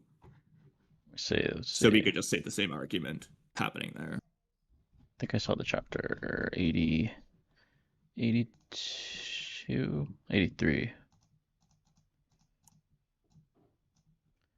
See, so this was after Baki's right here. Nice blood, yes sir. Alright, conjunct. The guard is not totally awake. I mean, I do think that it would be reasonable for Gaara to have healing, especially when he's in his tailed beast state, because Naruto has it. You could say it's a unique Naruto property has it of the in Nine base. Tails. Yeah, exactly. But it does seem like it's a property of all tailed beasts rather than just the Nine Tails, especially with like Boruto lore. But yeah. Yeah, I don't see any indication of Baki alluding to the tailed beast. When he's talking Baki, about the inner demon awakening, see. it would be the very next chapter from the panel I sent. I'll just go find it for you because I'm not far. Okay, well, first of all, I already found Konkoro saying it, so is that good enough, or do you want me to continue to find Baki too? Konkoro. After, I mean, you mean, what's weird about this is that Gaara's clothes have healed as well. Well, to be fair, that wouldn't be the first time Regeneration's done that, so You're not wrong, because like Madara, but like at the same time, when Naruto got the puncture hole in him from Chidori at the end of the part 1 fight versus Sasuke, that hole stayed there the whole time. it's inconsistent, but Yeah. Not wrong. also, unless I skimmed by it, unless it's anime only or it's in a different spot. I know in the anime, Baki absolutely says the inner demon thing. Maybe it's just Konkoro and the manga is the difference, but I mean, the point's the same. Yeah, he's not really saying demon. He's just saying the other Garas here. We could be saying the bloodlusted Gara, not necessarily the tailed beast. Sasuke is directly referencing to a physical characteristic of the tailed beast after wounding him and saying those eyes aren't the eyes I saw earlier. So physical characteristic as opposed to. With the I'll still look for Baki anyway, but with the overall context that we know from the story, that I'm trying to look at something at the same time, that Kankuro would be referring to Shukaku.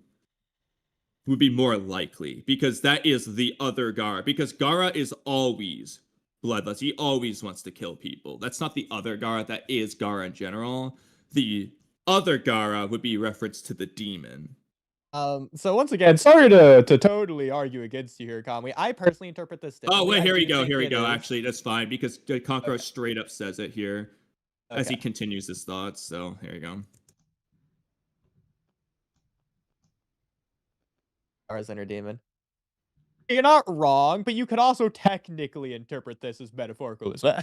I agree. You can technically do that, but like the more likely interpretation would be the literal inner demon that he has and that the story wants us to know about.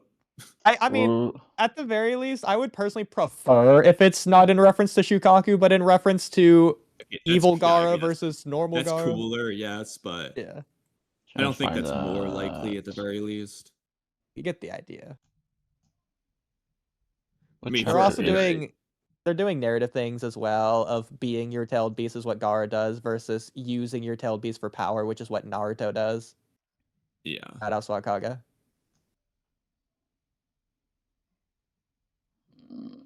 So from what I'm seeing, I guess Baki's anime only there. Alright, anime Baki's cooler. Okay. Now I'm curious. Does anyone remember? I know that. Sorry, we're off topic all the time. But does Kankuro also say it in the anime? Do they both say it, or is it just changed to Baki? I know the anime changes some things. For example, when Naruto's about to do his Rasengan against Kabuto, in the anime, it's Kabuto who says a certain line, whereas in the manga, it's Tsunade who's like, "Oh, yes, your dreams die," or whatever. It's crazy. Exactly. Yeah. It'd be like same thing here. I do remember that as another I thing. do think the anime had like a reason to change that, whereas this would be a little bit more nonsensical to change. Not that there wouldn't be like. It wouldn't be the first time. This other example, I can't think of one off the top of my head right now, but I absolutely know there's just random things where a different character says something, just because they just I don't know what the reason was, but. Yeah, I think the inner demon being there, even if I were to give you that, doesn't prove that he healed and that he was cut. He was saying that in a different moment when Gaara was about to summon all that sand upon Lee's body.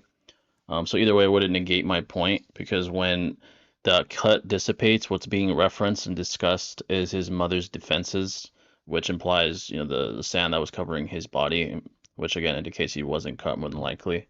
So it doesn't really change anything, and two things can be true. He could not have the inner demon during the point where he didn't get cut, but rather his sand was dissipating, and the inner demon perhaps intervened slightly in the next chapter where Kankuro says that. If I were to give that to you, but it's still debatable in my opinion.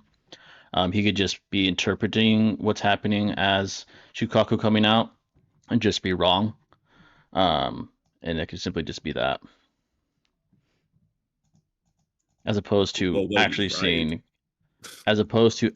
seeing the One Tail slowly emerge after the Sasuke fight, implying Sasuke was just a greater force of nature, as stated in the data books. He was just a greater foe, and pushed him further than Lee ever did, Well, because he's superior. Okay. We have Udi. I'm gonna let you choose, because going into this, we knew at some point we were gonna get to that statement. But so the question, Udi, this is your choice. Are we going to postpone that part after we do more of our other arguments, or are we going to address it first for JC? Oh, I'm sorry. What statement is it? I was addressing chat. The data book one. I don't even know which one you're talking about. We can do whatever The you one want, that- Gama. Well, what I want was which for one? you to choose, because I'm Sorry, indecisive. which one? Oh my god. All right, Jay, say it again. It's let me see if I can find it. It says that during the fight with his strongest opponent, Sasuke wished his full body possession. However, the Chunin exams themselves were stopped due to the Konoha Crush, which outburst during his fight.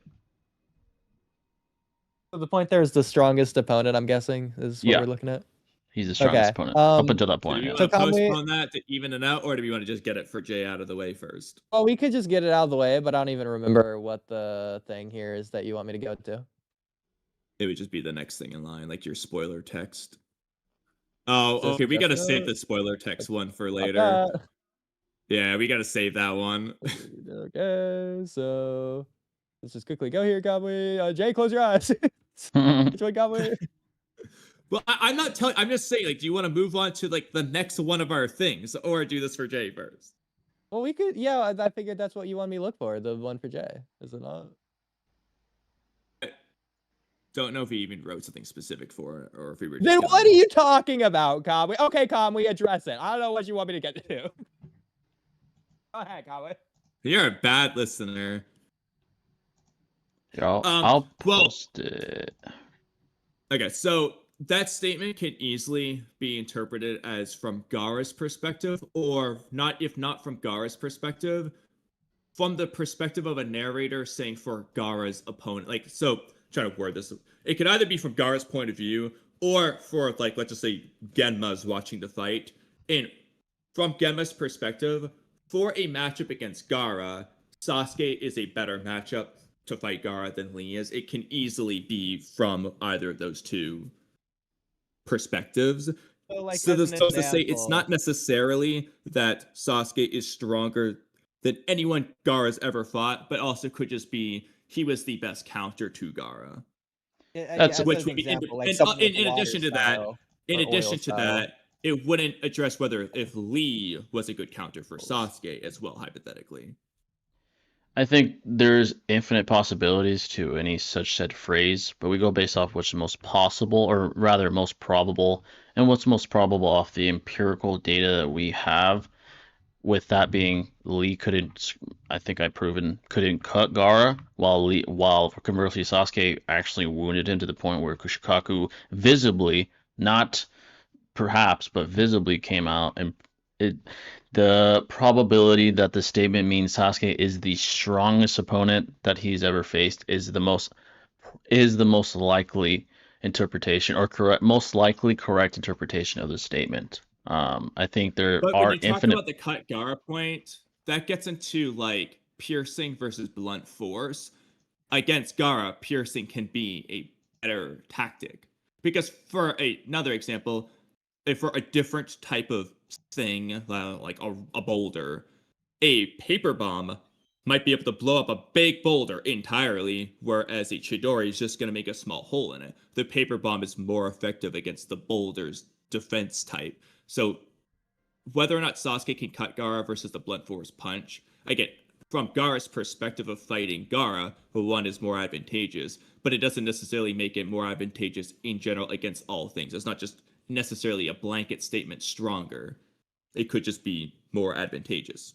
Again, it could be, but again, based on what we see empirically, that's the most probable correct interpretation. And when it comes to force is force regardless of the radius and surface area of effect. So if Lee, with we can deduce at least 10 dozens to perhaps hundreds of punches, could never pierce the shell to actually physically harm Gaara, while conversely it took Sasuke with one attack being able to do the same against a higher density defense against a stronger Gaara as well. It just proves his superiority and his ability to exert greater levels of AP. So I don't think that point negates anything really. I think again he just has the ability to exert more AP. Regardless, Lee doesn't have anything in his arsenal, whether piercing or wide impact, to harm Gaara, even with just his body shell, let alone a higher density dome, which is something that Lee never even had to deal with in the first place. He dealt with a smaller thickness of defense and a weaker Gaara on top of that. So again, it's more than likely that this statement is a general statement, which is that Sasuke is a stronger opponent. And again, his performance in itself reinforces that interpretation more than likely being the correct interpretation. They didn't have similar performances. Gaara actually felt threatened and had a fucking mental breakdown basically against Sasuke. Well, conversely, he was smiling while almost breaking Lee in half, and Guy had to save his ass. So yeah, I think more than likely with what we do have, despite there being nearly infinite interpretations possible, my interpretation is more than likely correct. It doesn't need to be definitive. It just needs to be more than likely correct, and the more probabilistic correct interpretation. That's all I need to establish, because definitivity is impossible in fiction or reality a lot of the time. So there's now either 3 or 4 things I can tackle from what you just said. I don't know what order, but I'll start with one of them. About the mental breakdown thing. Let me just go grab it real quick, because absolutely Gaara was freaking out versus Lee. I'm gonna send you that.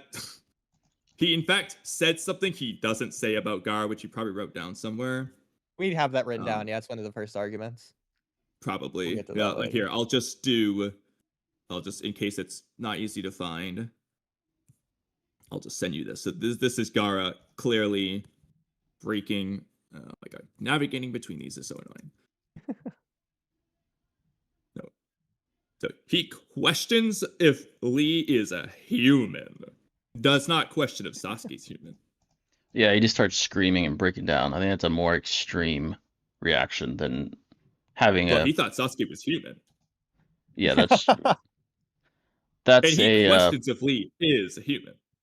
A demon, mind you. This question. I think a more extreme physical reaction warrants a more scared level, or a higher level of terrifying thoughts, despite him not being able to. In fact, him not being able to even formulate thoughts and just fixating on the very threat that Sasuke presents, again, is a more extreme and I guess useful reaction to establish, again, my interpretation of that statement being the more likely one.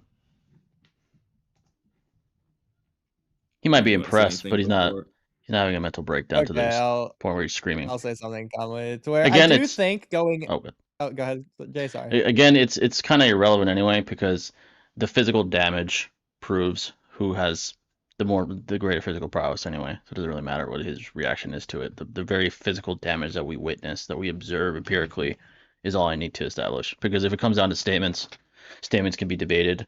But if I have empirical evidence to establish that the statements he makes or the reactions he has, it just further, again, increases the probability of my premise being more so correct. So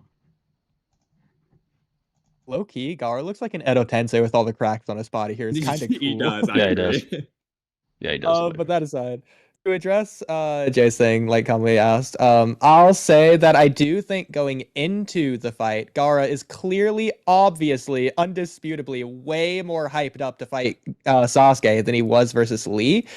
He has like the full moon blood and sand amp as described or whatever. So going into it, he's a lot more hyped up to fight Sasuke. So Conway, I think your argument would have to be during the Lee fight, he grew to be so hyped up that it's even more than what he experienced at his highest height versus Sasuke. Well, you can make that argument. It's your argument. I'm not gonna make it for you. What do you mean? This is your. Oh my god, Conway. No, it's not, Udi. We're supposed to like just like. So much for getting this That's one not out of something the I would have way. come up with. So I'm gonna let you do that. Okay, well, he has a pretty crazy, wicked smile versus Lee. Does he smile versus Sasuke? No, he just cries and screams against Sasuke because he's realizing. So he's crazier versus Lee. No, I think he's more. It doesn't matter the level of craziness; it's the level of threat that he is. Oh, actually, no. It does matter because as we see when Gaara goes crazy in the forest, he's going crazy. He gets hurt and he's just smiling. In fact, when it happens, so you can argue, yeah, that's evidence that Lee hurt him more because he smiled. Yeah, that's a purely speculative premise, but the fact again, the way it's he. consistent. I don't think one instance or two instances proves consistency, but going back to what I was, whether it's a reasonable consistency, but it is consistency. I think that's more of a red herring to steer away from the fact that Gaara's escalation of reaction and then eventually One Tail's emerging proves how much of a threat Sasuke was. Again, there was a physical indication that it was emerging. Sasuke actually said that wasn't Gaara's eyes that I just saw in that dome, in that hole. That's a physical indication of the Tail Beast, as opposed to us speculating what Kankuro meant when he said the inner demon, when there is no physical indication of the One Tail emerging. So again, that's why my interpretation is the more probable one, and that's again all I need to establish. I have the empirical backing on my side as opposed to pure speculative logic, basically. Kamui, you for some reason thrusted this argument onto me. All right, Kamui, you want me to make an argument here? Okay, Kankuro says in the Lee fight that other Gaara is now totally awake. That's like 100%. So, okay, Shukaku's fully there. So, at the very least, you could argue equal interpretation. He's fully awake in both cases, but we don't even know if he's fully awake in the Sasuke case. In fact, you could argue he isn't because Gaara's trying to wake Shukaku up in the Sasuke one. I mean, we It doesn't see fully complete that. shortly after, I mean, no, One Tail comes out, and that was a direct byproduct of Sasuke's physical prowess and superiority in comparison to Lee. Again, statements can be interpreted in many ways, but if I have empirical backing to substantiate mine, while conversely you do not, then it doesn't matter. If we go back and forth with possibilities, I have empirical backing to establish probability. So that's all that really matters. If I were to debate interpretation with neither one of us having any empirical backing, it would result in an infinite loop of inconclusive equal interpretation premises, essentially. So it would be essentially irrelevant and trivial to continue. But again, I do have empirical backing. Well, Jay, consider that maybe Gaara didn't need to do the sand bubble against Lee because Shukaku was already awake. There's no indication of that. I would have to give you that, and I wouldn't do that. I don't know. Well, actually, hold on. There is versus Dosu. Gaara didn't have to do the sand bubble thing to wake him up because Shukaku was already awake. Because that was the full moon, and that was literally that same day. That was the Lee fight, or? Yeah, it's all the same day. Dosu goes to kill him just later that night. Yeah. Wait, Dosu kills, or Dosu dies like the night of the prelims? I thought it's the night before the finals. No, it's not. It's earlier. It's shown to us later, but it's actually like a flashback. Oh, it's the night of the prelims. Yeah. Let's see here. That's crazy. But when does Hayate die? Is that the night of the prelims? It's like right after. Yeah, I guess so. If you say they did like a several hours, several days, whatever thing earlier. So things happen and then they like cut back and say like this happened earlier already, whenever it happened.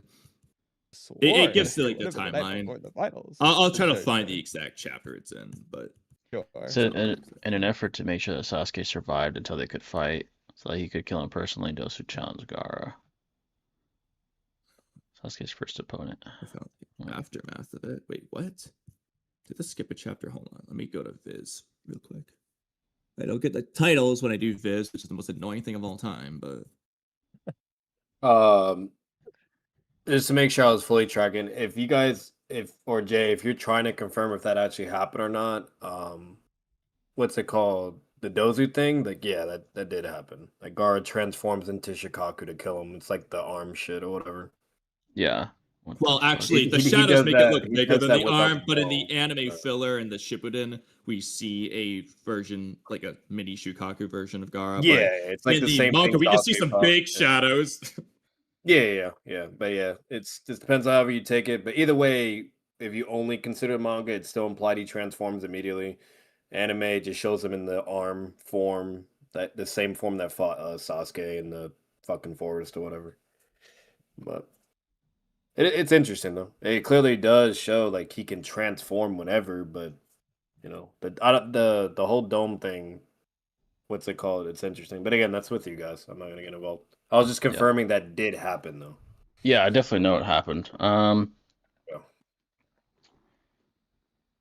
Yeah, either way, Sasuke's performance proves his superiority, and Gaara's fear Well, proves it as well. so okay, there's different ways we can approach it, but Udi, I think this one we can go right back to our J debate room and just Sure. I directly mean, compare it's some just image. bad comedy. He's just blatantly talking to his mom like the whole Sasuke fight, and he's not really doing that as much recently. I think it's kind of obvious in that regard, but You could, so what do you think? yeah, like, talking to his mom nerfs him. Just distracting. Well, yeah, no, he is actively getting like headaches, and like his hands just falling apart. So it's like he is Yeah. in that regard. Also, I do just want to add, Jay, for the sake of Gar's never been hurt before. Well, that's an inconsistency. Headaches are physical pain. Yeah, but Also, not another inconsistency. We mean by Gar's never been touched. When we see Kankuro touch him before that scene, That's true. yeah, he's never so been it's clearly an damaged. exaggeration regardless. His body's never been physically damaged by an opponent. That's the exact type of harm that we're referencing to. Yeah. Like, if you just scroll down, Anyway. Udi. Okay, so wait, exactly. So to clarify for this is not referring to Chidori at the moment anyway. This is going to be Okay, so it Taijutsu is to this. Taijutsu. Okay. We see. So Lee's damage is on the left, and Sasuke's damage is on the right. Lee's Taijutsu did more damage. He also had more shots at Gaara as well. He threw like dozens to hundreds. No, this is actually not true. this is like the beginning. Like this I don't is believe pretty so. early. I think that was after that he had that little like thing on his cheek. Oh my gosh, Jay, you're It's- gonna hate me. You're gonna hate me. Gaara's bruised here. So Oh my god. That's a bruise. that's a sand specks. Oh, there is also like gray coloring if you see. Yeah. Yeah, but bruises aren't it's gray. subtle. Well, Kind of purplish, bluish, or whatever. manga this is. color. Nah, Yeah. those are all Yeah. the same color. Okay, you can't say they aren't gray. Look at my defenses are failing image. These are the same gray. These aren't purple. So if you go to the regular chat room, the one that we're in the call with, yeah. Like these are gray bruises that are on there too. Well, these aren't bruises, Kamui. This is just the sand chipping away. No, like the things that aren't like the lines that aren't the cracks. The ones that like Kishimoto draws on any face. Can you not tell what I'm talking about? Like, okay, to the left of his eye, above the sweat bead. Oh, no, right above the sweat bead. That there, yeah, that's something that Kishimoto would draw on like any face. Okay, yeah. When there's battle damage bruises. Mhm. That's not purple. I don't know what the point that was, but I agree. Not purple. Well, that was to say when he said like they're not gray. It's like, well, I mean, it's consistently kind of colored that way. Okay, yeah. So that's So that's not like abnormal. That's to show the difference. Yeah, this isn't a bruise, whereas the other one is a bruise. By the way, is this like official coloring, or is this like fan coloring? I have no idea. I don't know, because everyone makes it seem like this is official, but I don't know. But just for another example, I guess, of the what I just said about the bruises thing, like if you look at Lee, his bruises are drawn the same way. Let's take this picture. So it's again like he has like the thing I pointed out. Like Lee gets bruises drawn. This is a darkly shaded one. I can send you a zoomed out one too, but I didn't want you to say, "Oh, it's zoomed out," so I'll send you this You too. can see, like, regardless of the like chicken scratch lines, it's got like a darker shading. Yeah, the like purple. And then like I have a zoomed out one there. It's the same idea, but zoomed out obviously. But yeah, this one doesn't really have a different shading, but kind of a little bit. Anyways, this was really, not the art. Here's another one. Yeah, here you go. Here. Actually, here's them side by side, just to show you the bruising. There you go. Okay. Also, wait a minute. Jay. Okay, I'm just curious how you're gonna counter this. I'm just gonna send you this picture and let you do what you want to do with it. I mean, not gonna lie, Jay, this just further proves my point that regardless of what is the case, it's weird. Because if it's the sand armor, why is it doing this? It would just have like the line. Like, look at Obito's mask. It doesn't do all of this when it gets cut by the kunai. It's just the line. That's it. Same idea. So also, I looked. That's only Lee's second hit on Gaara. It looks like that when the face crumbling looks like it's the second hit. Okay. And Sasuke never gets to that point, like with his punches after like 5. So yeah, whatever. Let's see. But also, look at the Tamari thing I sent. Oh yeah, she could just be wrong. I mean, I don't think Kankuro and her were both wrong because we saw that. Well, what if Gaara's wrong then? Wrong about what? First time he's been injured. If Tamari can be wrong, why can't Gaara be wrong? That's an oxymoronic phrase, because how could one be wrong about being damaged and the other one be wrong about not being damaged? It would be they can't both be wrong at the same time. The point is, so one of them's wrong. I'm saying why can't Tamari be right and Gaara wrong? Because the shell starts to dissipate and we don't see that apparent cut that you guys claim to be there anymore. And like I said, Gaara has healing. There's nothing that proves that he has healing. I mean, I showed you earlier, like he healed the Sasuke's Chidori. That was after, but that was a 9-tail intervention. Oh, excuse me, 1-tail intervention. The 1-tails is the demons. Oh wait, they say it. They could just be wrong. There's no physical characteristic indication like Sasuke where he says those aren't his eyes. It's a full moon at night. It's the day of the full moon. That's when the Shukaku's blood boils the most on that day. According to what, the data books? According to Gaara and the data books. Also, what Gaara straight up says it before he kills Dosu. Because that could be a metaphoric. It doesn't need to be literal. Well, because this is before Gaara starts transforming into the 1-tails at all, and it's already healed. The 1-tails isn't out here. Which would be the same versus Lee. And as I said earlier, the wound of him grabbing his wound is after the sand ball. So the 1-tails came out, as you said. The wound's still there. The 1-tails goes away. Yeah. And while it's gone is when this wound gets healed from like 0 to 100. Or if you want to say it's 5% to 100, the majority of it's healed. Yeah, because if you remember Shukaku's like hand or whatever comes out of the sand ball before Gaara undoes it after the Chidori. And Gaara's still not healed there. It was a greater wound. I mean, it was quite the wound. Maybe it doesn't heal instantaneously, but I don't see how that negates. Well, that's the point. The small wound from Lee can be healed quickly. That doesn't negate that there's a wound. That's presupposing I agree it was a wound, which I don't. But why don't you agree with it? We have a statement and an image to prove it. That image doesn't prove it's a wound. It could be the crack of the sand. It's got red blood and bruise marks, just like Lee. I mean, this could be argued whether or not they're bruise marks. I'm not going to necessarily agree that. Well, I mean, look at the Lee one side by side. It's the same. And again, marks. The sand is still engulfed around his body as well. At this point in time, so how could he bruise?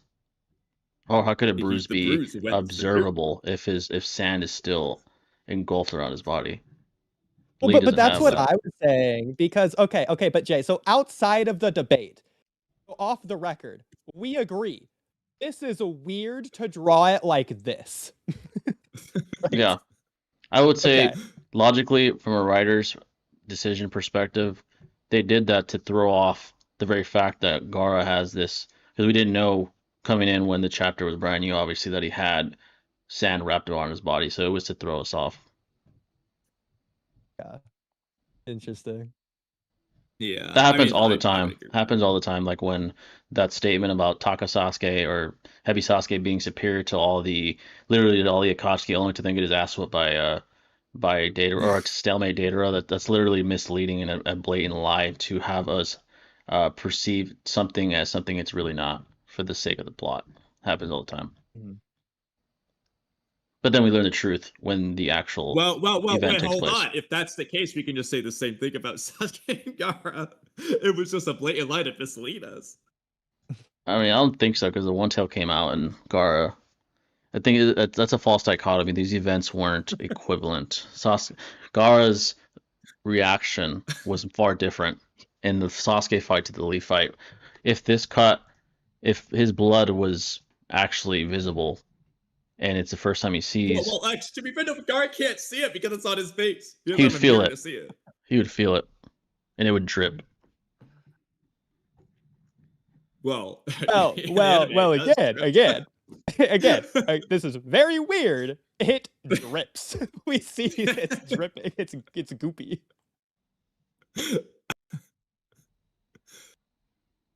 Let's see. Oh, do we have it in this video? Yeah, it's in this video. It's right, Oh right yeah. here. It's like goopy here. That's the sand though. It's Sand like we can can also do also that. see. We can also see like what it looks like normally here. So this is what the crack looks like. But then you have like this other red goopy layer on top of the crack, rather than it just keep going on. I mean, It's sand just could, weird. the way it operates with chakra holding it together and strikes, causing blows to his shell, it could just simply be, as he takes more blows, the sand could begin to fall and kind of trickle down like blood could, basically. I see what you're saying. My problem with that would be it's just inconsistent from how it's drawn elsewhere, like here, where it's like chipping off. I mean, both could be true. It doesn't need to operate in a linear fashion. The sand is malleable. It's trying to stay on his face as much as possible. It can crack off. It can trickle off.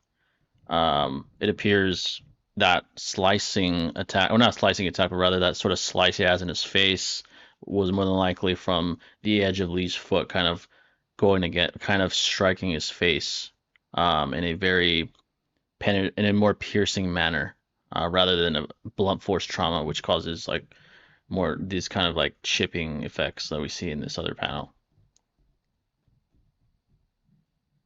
So I see what you're saying. I do think as like a small rewrite, which is again like not really debate related. I think I would just have that be explained in universe as the different types of sand, since they're already doing that anyways. For example, some sand is stronger because it's infused with chakra from Gara, like Gara's gourd sand is stronger than the desert sand randomly.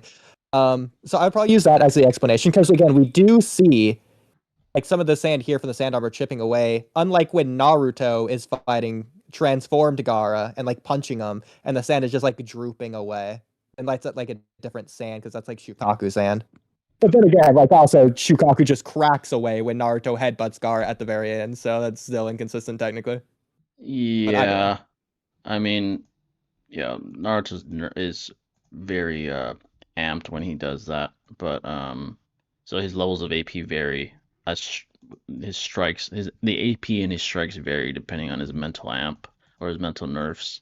Um, but again, I think the strongest piece of empirical evidence that either side has is Gaara's reaction in these altercations. He never has a essentially mental breakdown. Yes, he's impressed by Leaf speed and things of that nature, but he's never pushed to the limit where he is literally like trying to talk to his mother and is screaming and things of that nature. So that is the strongest piece of evidence in this entire discussion to I have essentially a illuminate. funny argument. Yeah, So a funny argument. Kami, you're gonna like this one. It's funny, but it's also in a way serious. So Gaara could afford to do that versus Sasuke. If Gaara did that versus Lee, he would have just been overwhelmed and lost. I mean that's via Occam's razor. I could just disregard it. There's no substantiation for that. Possible, just like it's Okay, possible okay. that pigs could fly, but I could just disregard it because there's no proof. So, okay, Okay. I want to see what Jay has to say about this. So, what I've posted in chat here is going to be the first hits Sasuke and Lee land and the second hits Sasuke and Lee land. So, Sasuke's on the left, Lee's on the right both times. Both of them get one punch and one kick, too. So, start with the top. What's the recent things I sent? Below that. Okay. I read it and made it better. So, this is Sasuke's first hit on Gaara. Now, look at Lee's first hit on Gaara. It's already there. No. Udi, they're side by side. Okay. This is Lee's. So Lee gets a bruise and a cut. Sasuke only gets cracks. Now let's go with the second hit. Next message. Sasuke gets this. And Lee gets this. Lee consistently did more damage per hit than Sasuke. I hear Just AB. taijutsu versus taijutsu. Again, I think the nature of Which is even hits. more impressive if Sasuke is a stronger Gaara. Gaara, Exactly. If first of all, Sasuke's stronger and his taijutsu stronger, this wouldn't happen.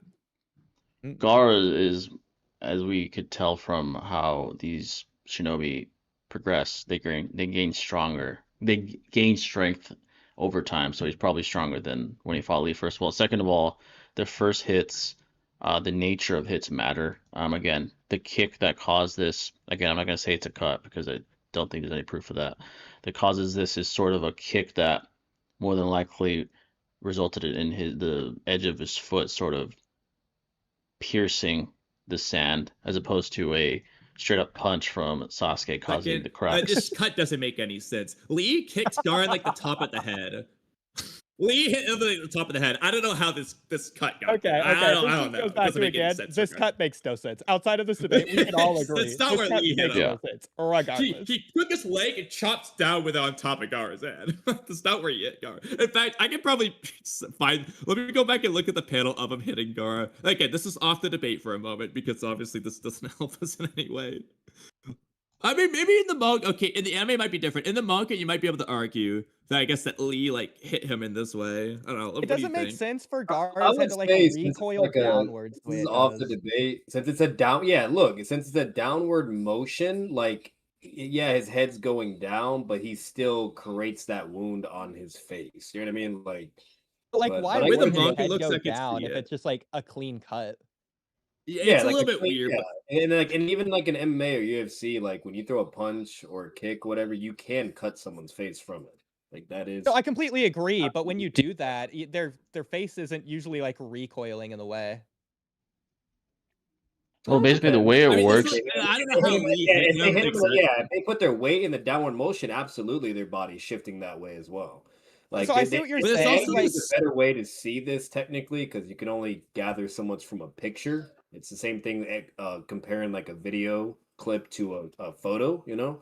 But at the same like with the anime, like even then, I'm pretty sure it's also similar. It just shows him going in a downward motion, and then boom, and shows the wound he created. Like the emphasis and implication is very like emphasized that his kick caused that wound on his face. You know what I mean?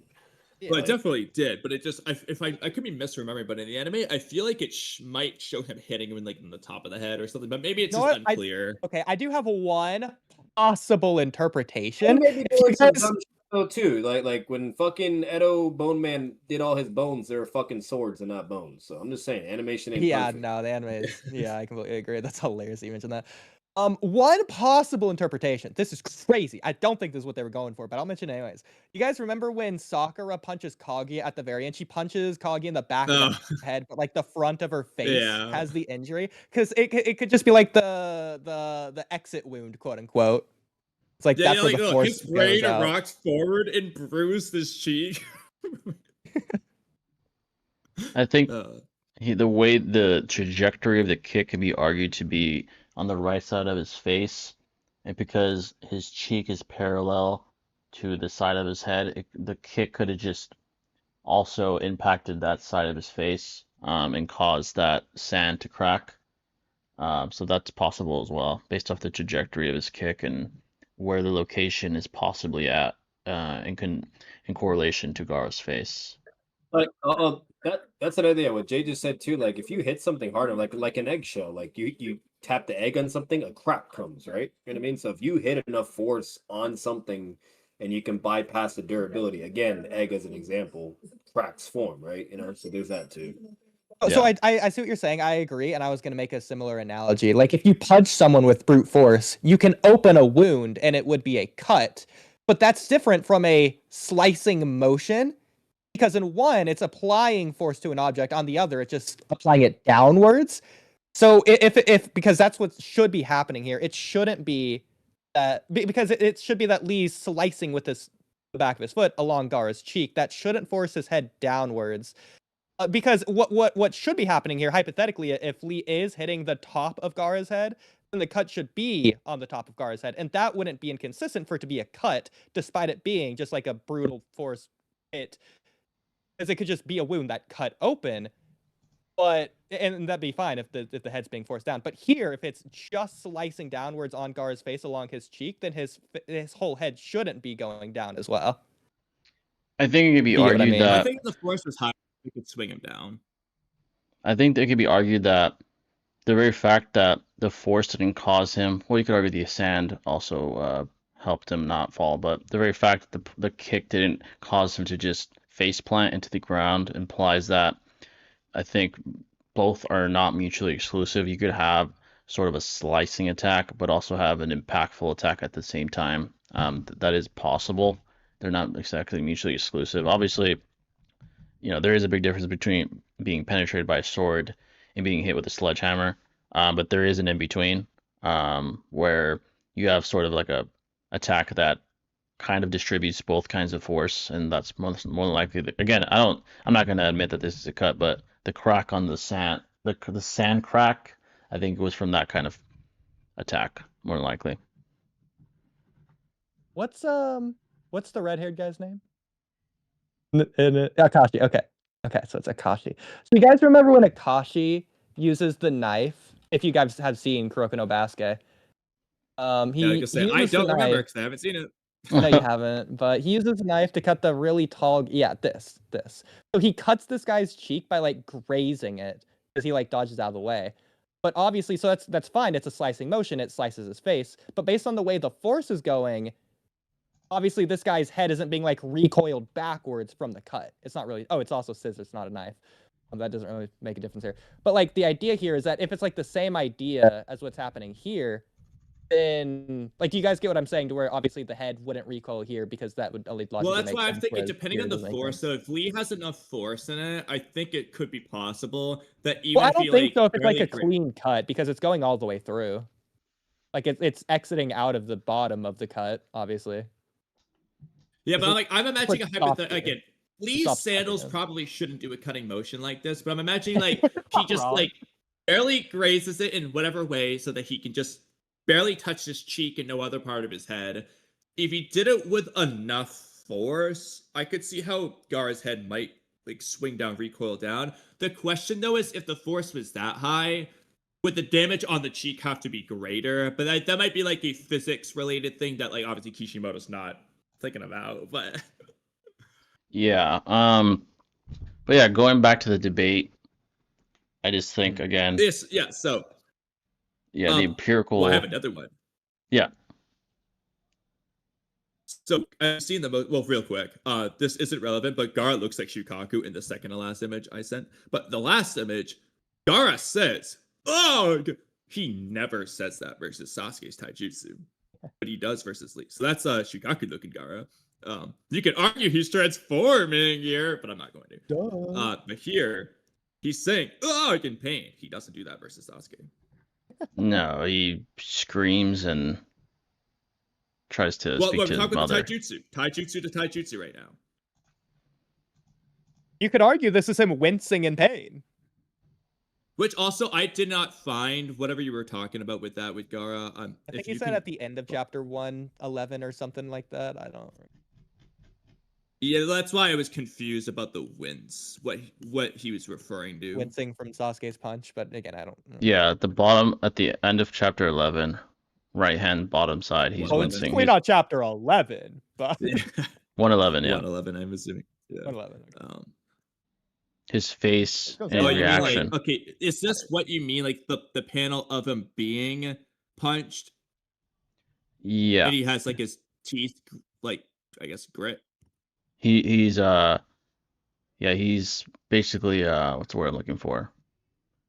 He's bracing for impact, waiting for the pain. You can see the pain as it strikes him. Like his eyes, the wince in his face, like the wincing facial Well, I think this expression. is striking him because he already has cracks in this panel, so I think this is the impact I'll make you want to moment. post it.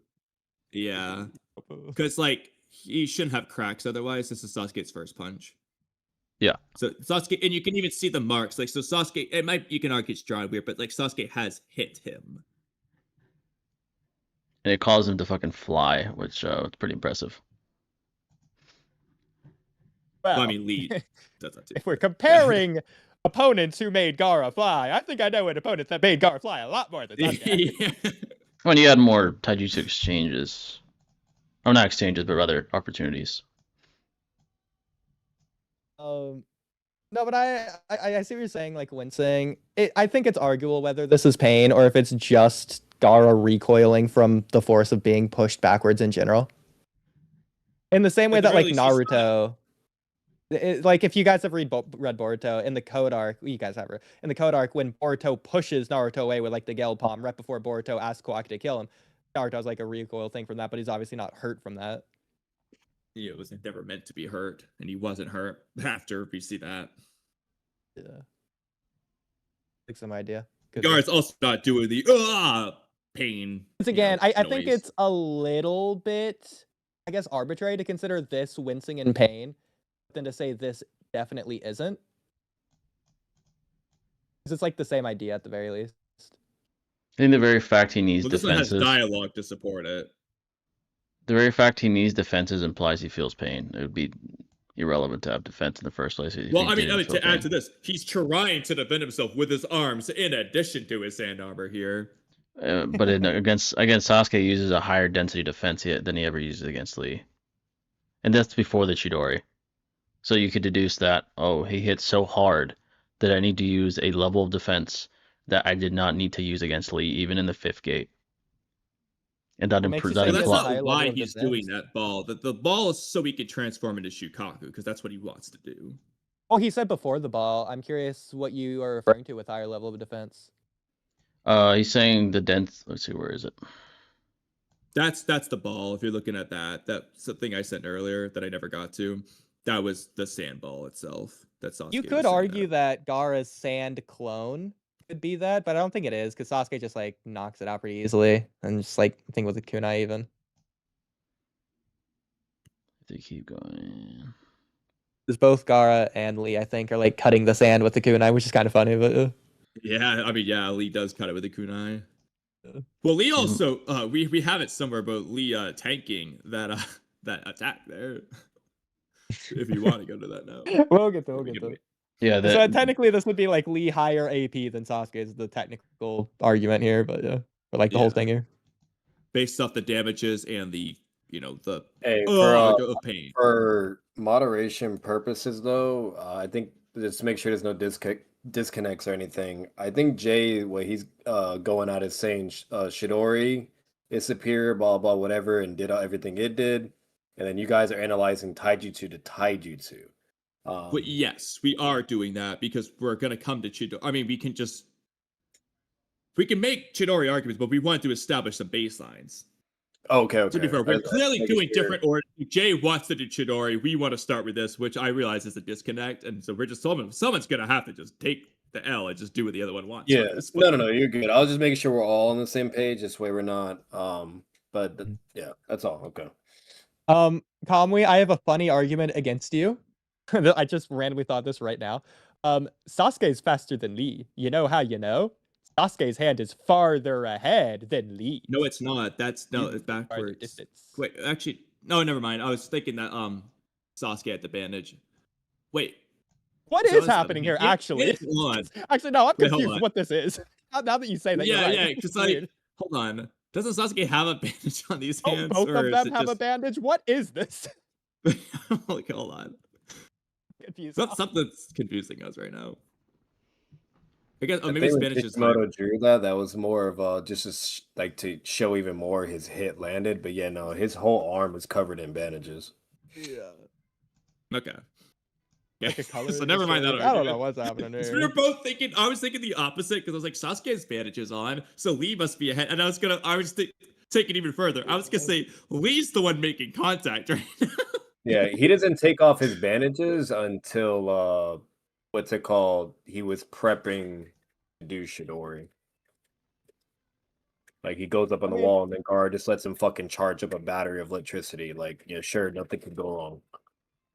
An even stupider argument is this is arguing the character has Frog Kumite. You're right. That would be stupid. We're not gonna do that. You could argue he has Dosu Sound Drill too. We're not gonna do that either. Okay.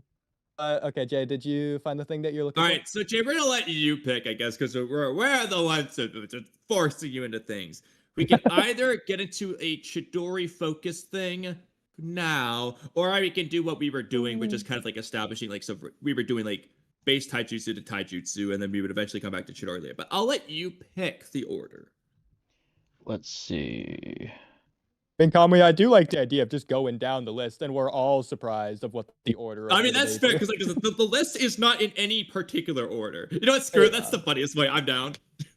Okay, if Jay is willing to do that, we'll do it.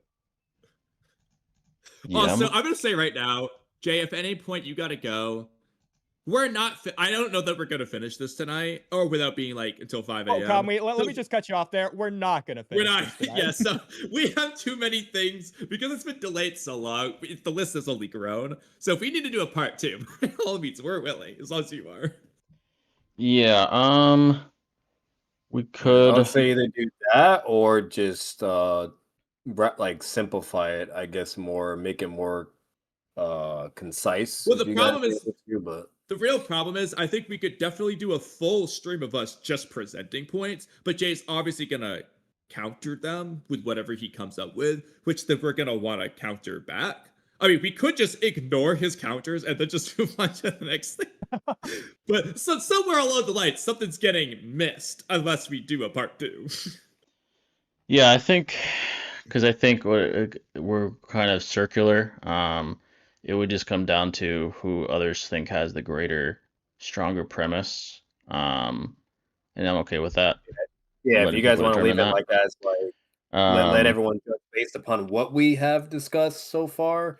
Well, Yeah. we haven't even got anywhere close to the points we wanted to bring up most of all, so we can't now.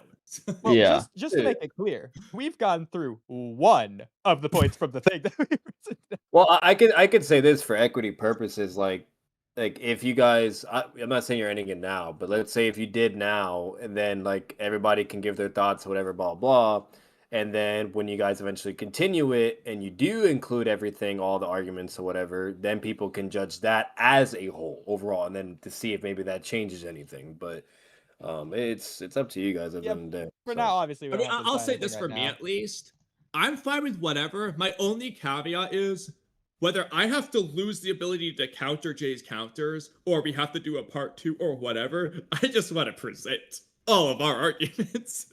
Yeah, The point of this wasn't about the part 2. It was just to say that we'll probably be here for a while. So if you got to go, you at any got point, it's another fine. thing too. Unless Jay agrees, you guys could always just end this as an official debate. If you don't want to do that, you don't have to, but you could. And then for like maybe discussions, whether if it's your podcast or his, whatever, then you can bring all these points into it, and he could still combat. But it's just not an official, you know what I mean, like debate or whatever. No. I mean, to be fair, from the beginning, it was a quote-unquote official debate. It's an official debate in name for the sake of the Yeah. YouTube title. But, like, that's not to say we're not taking it seriously, but, like... No. I'm I'm not saying it's not official. I mean, like to end it as an official as of now, And if you guys want to continue with all those other points, whatever, Jay can still treat it as a debate, but it would just be more of like a pseudo debate, discussion's not really an official, and if you still The want to do problem pins, is, whatever you could, but again, that's your guys' call, however you want to do about it. yeah, so I realized that we're silly people. The problem is we want our best for last ones to be the official. Okay, yeah. Yeah. Legit, I mean, do you have any preferences based off what you've heard so far? Yeah, I could say we could move past the who has the greater taijutsu. I think we've established that enough. We can get to the Chidori or whatever else you guys think reinforces that Lee beats So we'll move Sasuke. on to this next thing here. Yeah, this one is.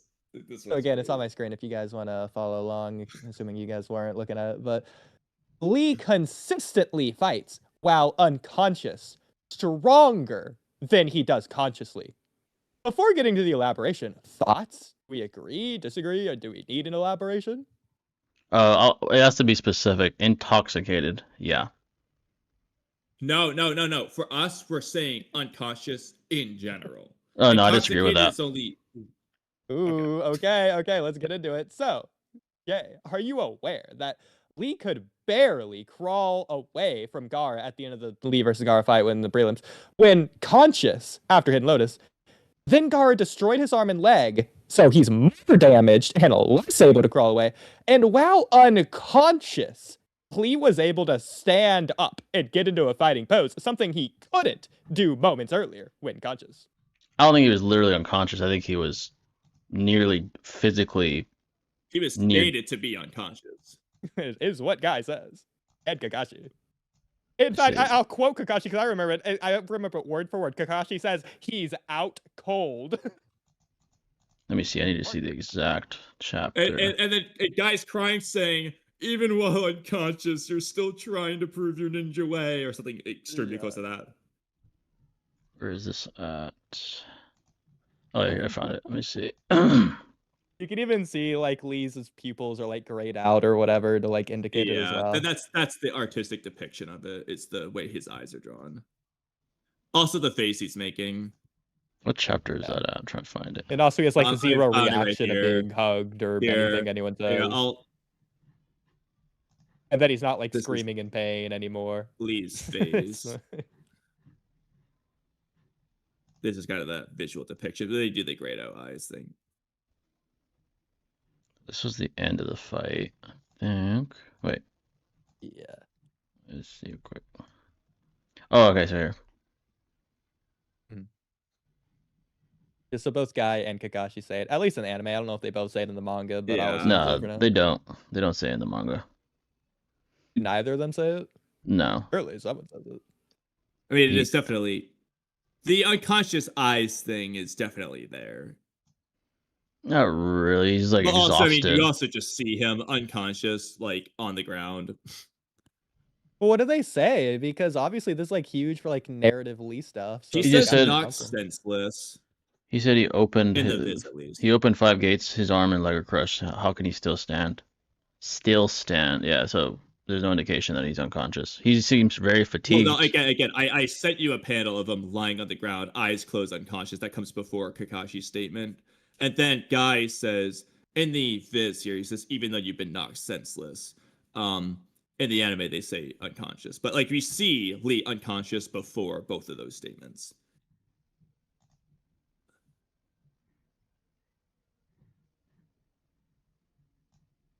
Yeah.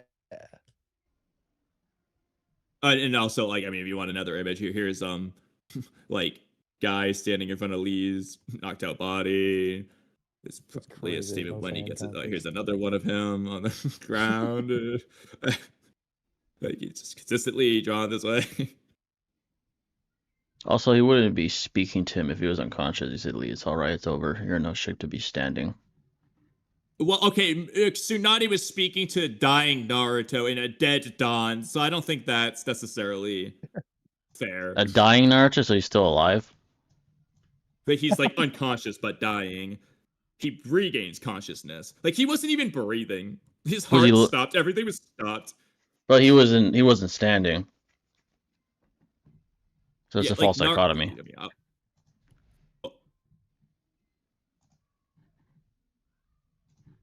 Okay, I see what you're saying, but okay, real quick. Okay, because again, this doesn't mean that we're going to use it against you, but outside of the debate, so the debate's been paused.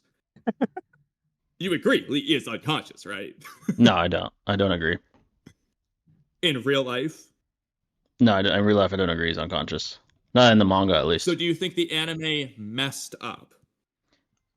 I don't think it messed up. I just think it decided to go in its own direction. Well, they say he's Or unconscious in the end. yeah, or they could just be wrong and kind of they're trying to exaggerate what's taking place to illuminate his willpower. Like he's near unconsciousness for sure.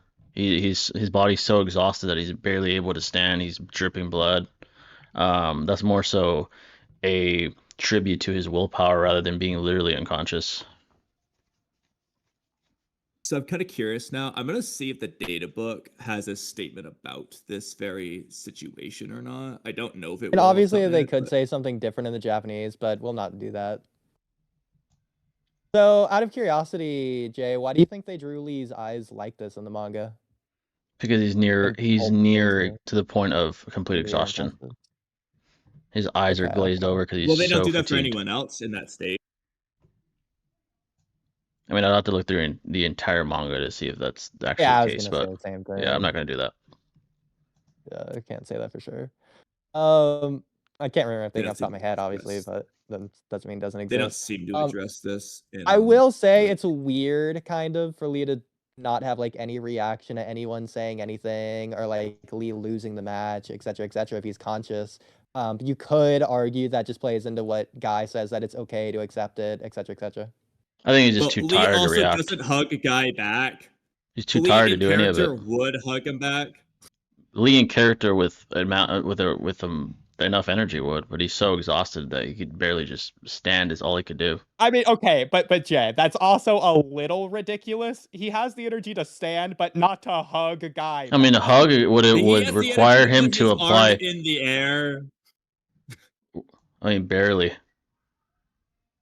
That's all he needs to just keep it there and have it be around Guy. His other arm is bleeding, and his right hand he's trying to put it up to signify that he's still wanting to combat Gaara, but he's barely able to stand. Well, his hand is able to be raised. He can do that. But this was after he probably realized that it's over. So he was like, well, I don't need to put in much more effort. It's fine if he just hugs me. I think that's not really relevant. Doesn't negate that he's almost passing out. He even leans on he lets himself lean on Guy because he's just Guy hugs exhausted. him and reels him in. He's not conscious. That's the point. No, he's conscious. He's definitely conscious. Well, I okay, mean, now you're saying he's definitely conscious. Where are we getting that from? The fact that he's speaking to him, it's O'Reilly, it's over. You're no shit. Why would he be speaking to an unconscious Lee? Not Guy. Well, Yeah. But again, but the fact that Guy's speaking to him doesn't make him definitely conscious. If Tsunade's speaking to a clearly dead Don, Those are false dichotomies, though. Those aren't equivalent. We can't compare those. But your argument is that he's speaking to him. To a standing Lee, yeah. A standing Lee who he believes to be unconscious. He never states that in the manga. Well, also, he says a lot of this into his. Actually, hold on. How about this? Guy starts by talking to Lee out loud, then he realizes he's unconscious, and the dialogue shifts to internal thought dialogue, and you can tell because of the dialogue type, it's not the speech bubbles. So Guy stops speaking out loud once he realizes he's unconscious. He says, Lee, you are already a splendid ninja. He says that out loud with the bubbles. The text bubbles. Well, he says... Wait, no, he doesn't. These are... I'll send you the next bunch. These are not out loud bubbles. Those are not speech I mean, I will bubbles. say, Conway, he does say this out loud in the anime, but it's fine. Well, did we see his lips move? Conway, he says it out loud in the anime. Let's not be ridiculous. Well, but they say internal thoughts out loud from our perspective in the anime. So does he move his lips and say it out loud? Pretty sure. That's how I remember the scene being done. Yes. Okay, but either way, in the manga here, these are not out loud speech bubbles. When he the moment he switches to these is when he realizes he's unconscious. There's no indication he's unconscious to me. The very fact he's standing, he's near unconsciousness. Given that, Well, but what I Well, will you can see there's say, no indication when you have the dialogue, that the shift from out loud to internal thoughts, the things Guy's saying, the way Lee's drawn. There's definitely indications. I don't yeah, believe I do so. think I do think when Guy realizes is important because he realizes when he looks at Lee's like expression rather than when Lee stands up or whatever. Because He's he That's probably what. and made him assume he was conscious, but then when he sees Lee's face, that's when Guy has a change in what It's like, he's what would the doing. like exclamation mark and like surprised things be in reference to for Guy?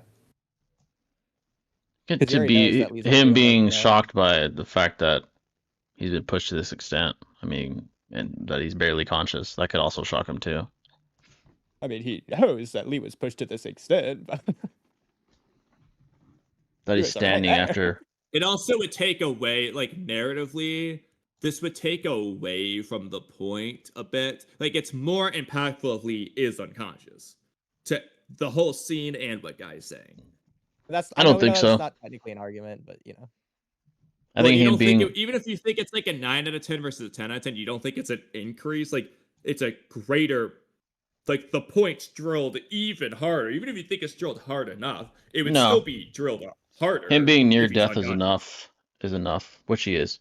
But that's separate from what I'm saying, though. Enough, something can be enough. Like, for example, if I want to break my local bench press record for my age group, 350 might be enough, but 400 is more of the record. It's broken. I think we're splitting hairs for the sake of being correct. I think empirically and via induction, when someone stands up, they're more than likely awake on a bounce of probabilities. That's the point.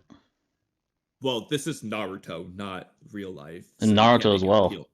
If you could find But we have. multiple, you can find multiple instances of people unconscious fighting, then sure. Well, actually, no, hold on. We have instances of unconscious people standing, like Naruto doing the Rasengan to Yamato in the middle of his dreams. And they What talk was to that? Naruto when he's sleeping there too. When He'd was be that? unconscious. It's in I Shippuden. don't remember the specific episode. He does a Rasengan to Yamato while sleeping, is what you said? Yes, and Yamato Yeah. stays up all night because of it. I don't remember that. He's in a wood dome protecting himself from Naruto. And again, those are false dichotomies as well. This is not after being pushed to near death. I think that's what's being emphasized, not that he's unconscious. Yeah, but that's not the arc. Like, but you were emphasizing like standing up, them talking to him. So these have been addressed through these.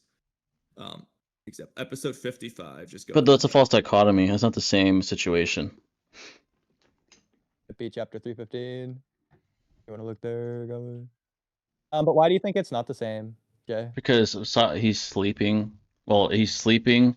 His body's fully capable. It's not the body isn't near the point of exhaustion or near the point of death. So it's not the same thing.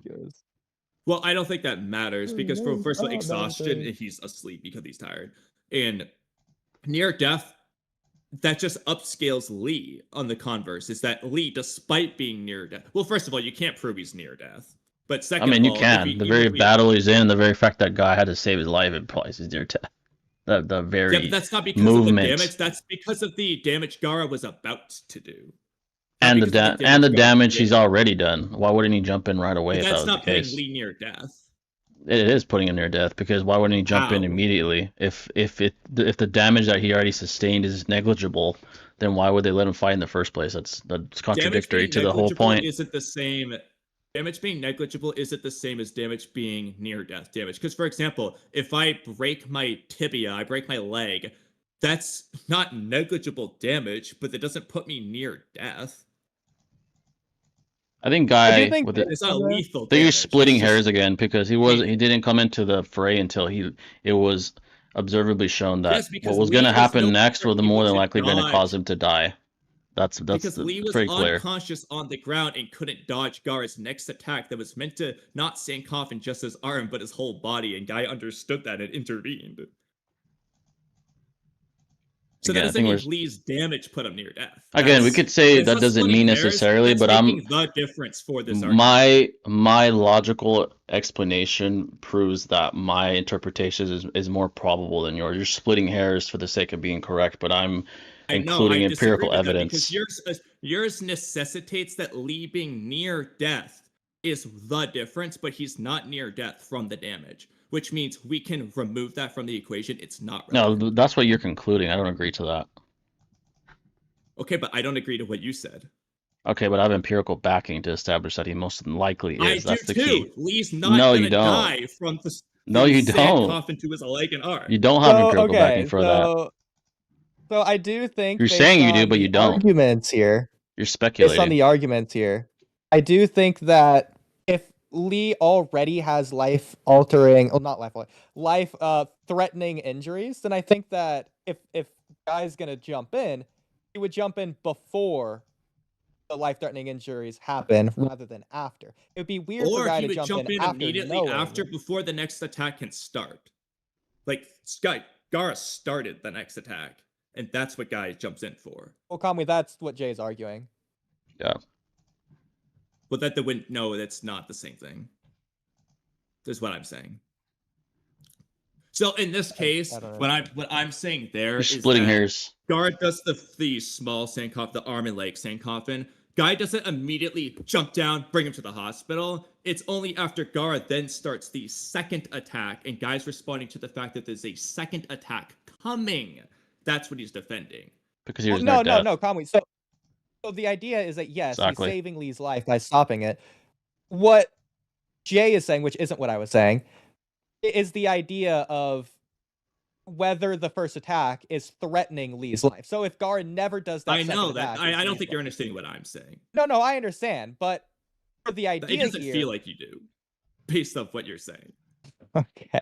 For the idea here, it's weird if Guy knows the first attack is life-threatening and he allows it to happen, but not the second.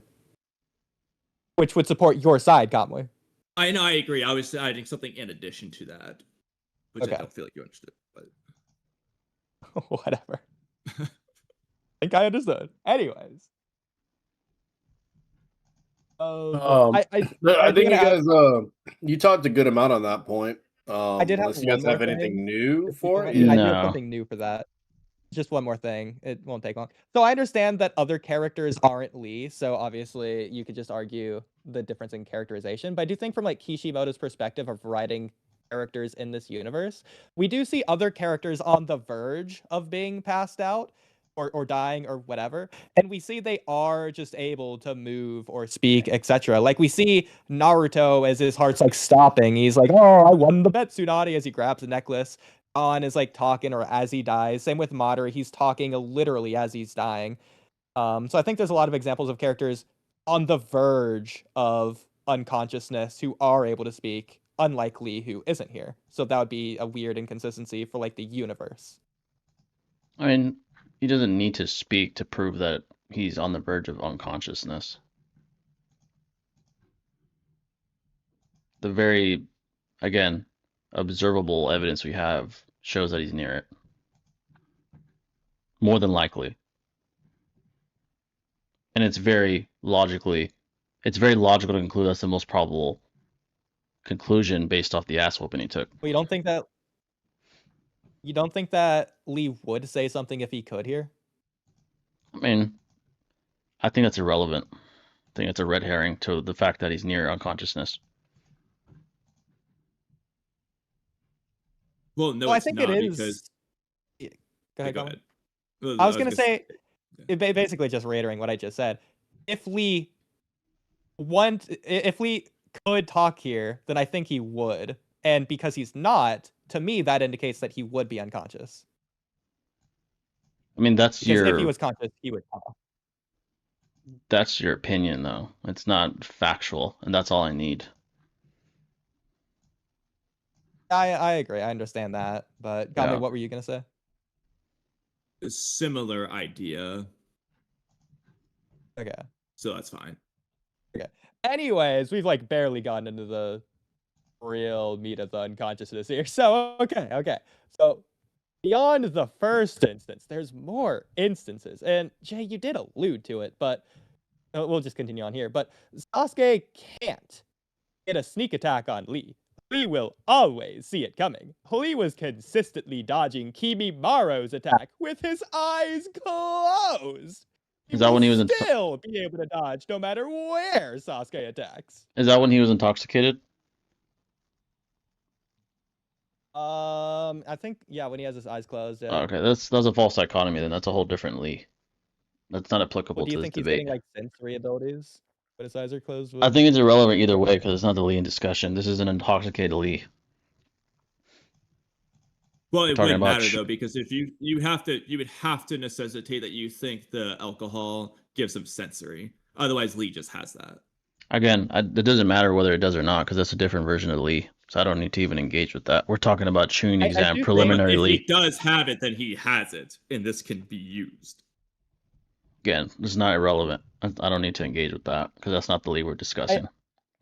I do think different version would apply to different like times, like Sasuke retrieval Lee, as opposed to forms such as drunk versus not drunk. No, he's not saying, he's not even speaking on retrieval. He's just saying that drunken Lee is completely different from normal Lee. No, I understand that. And I was saying that I disagree that should be, I guess, the argument here. Yeah, Gotcha. because I want to throw something if I in was here in real Udi's quick. place, I would have made the same argument. Also, I want to throw something in here real quick. This can't be used in nothing regardless of the debate or whatever. But also, by definition, unconscious, and just saying like science-wise, whatever, blah, blah. When you're drunk, you're not unconscious. You're still conscious. So that kind of contradicts and goes through.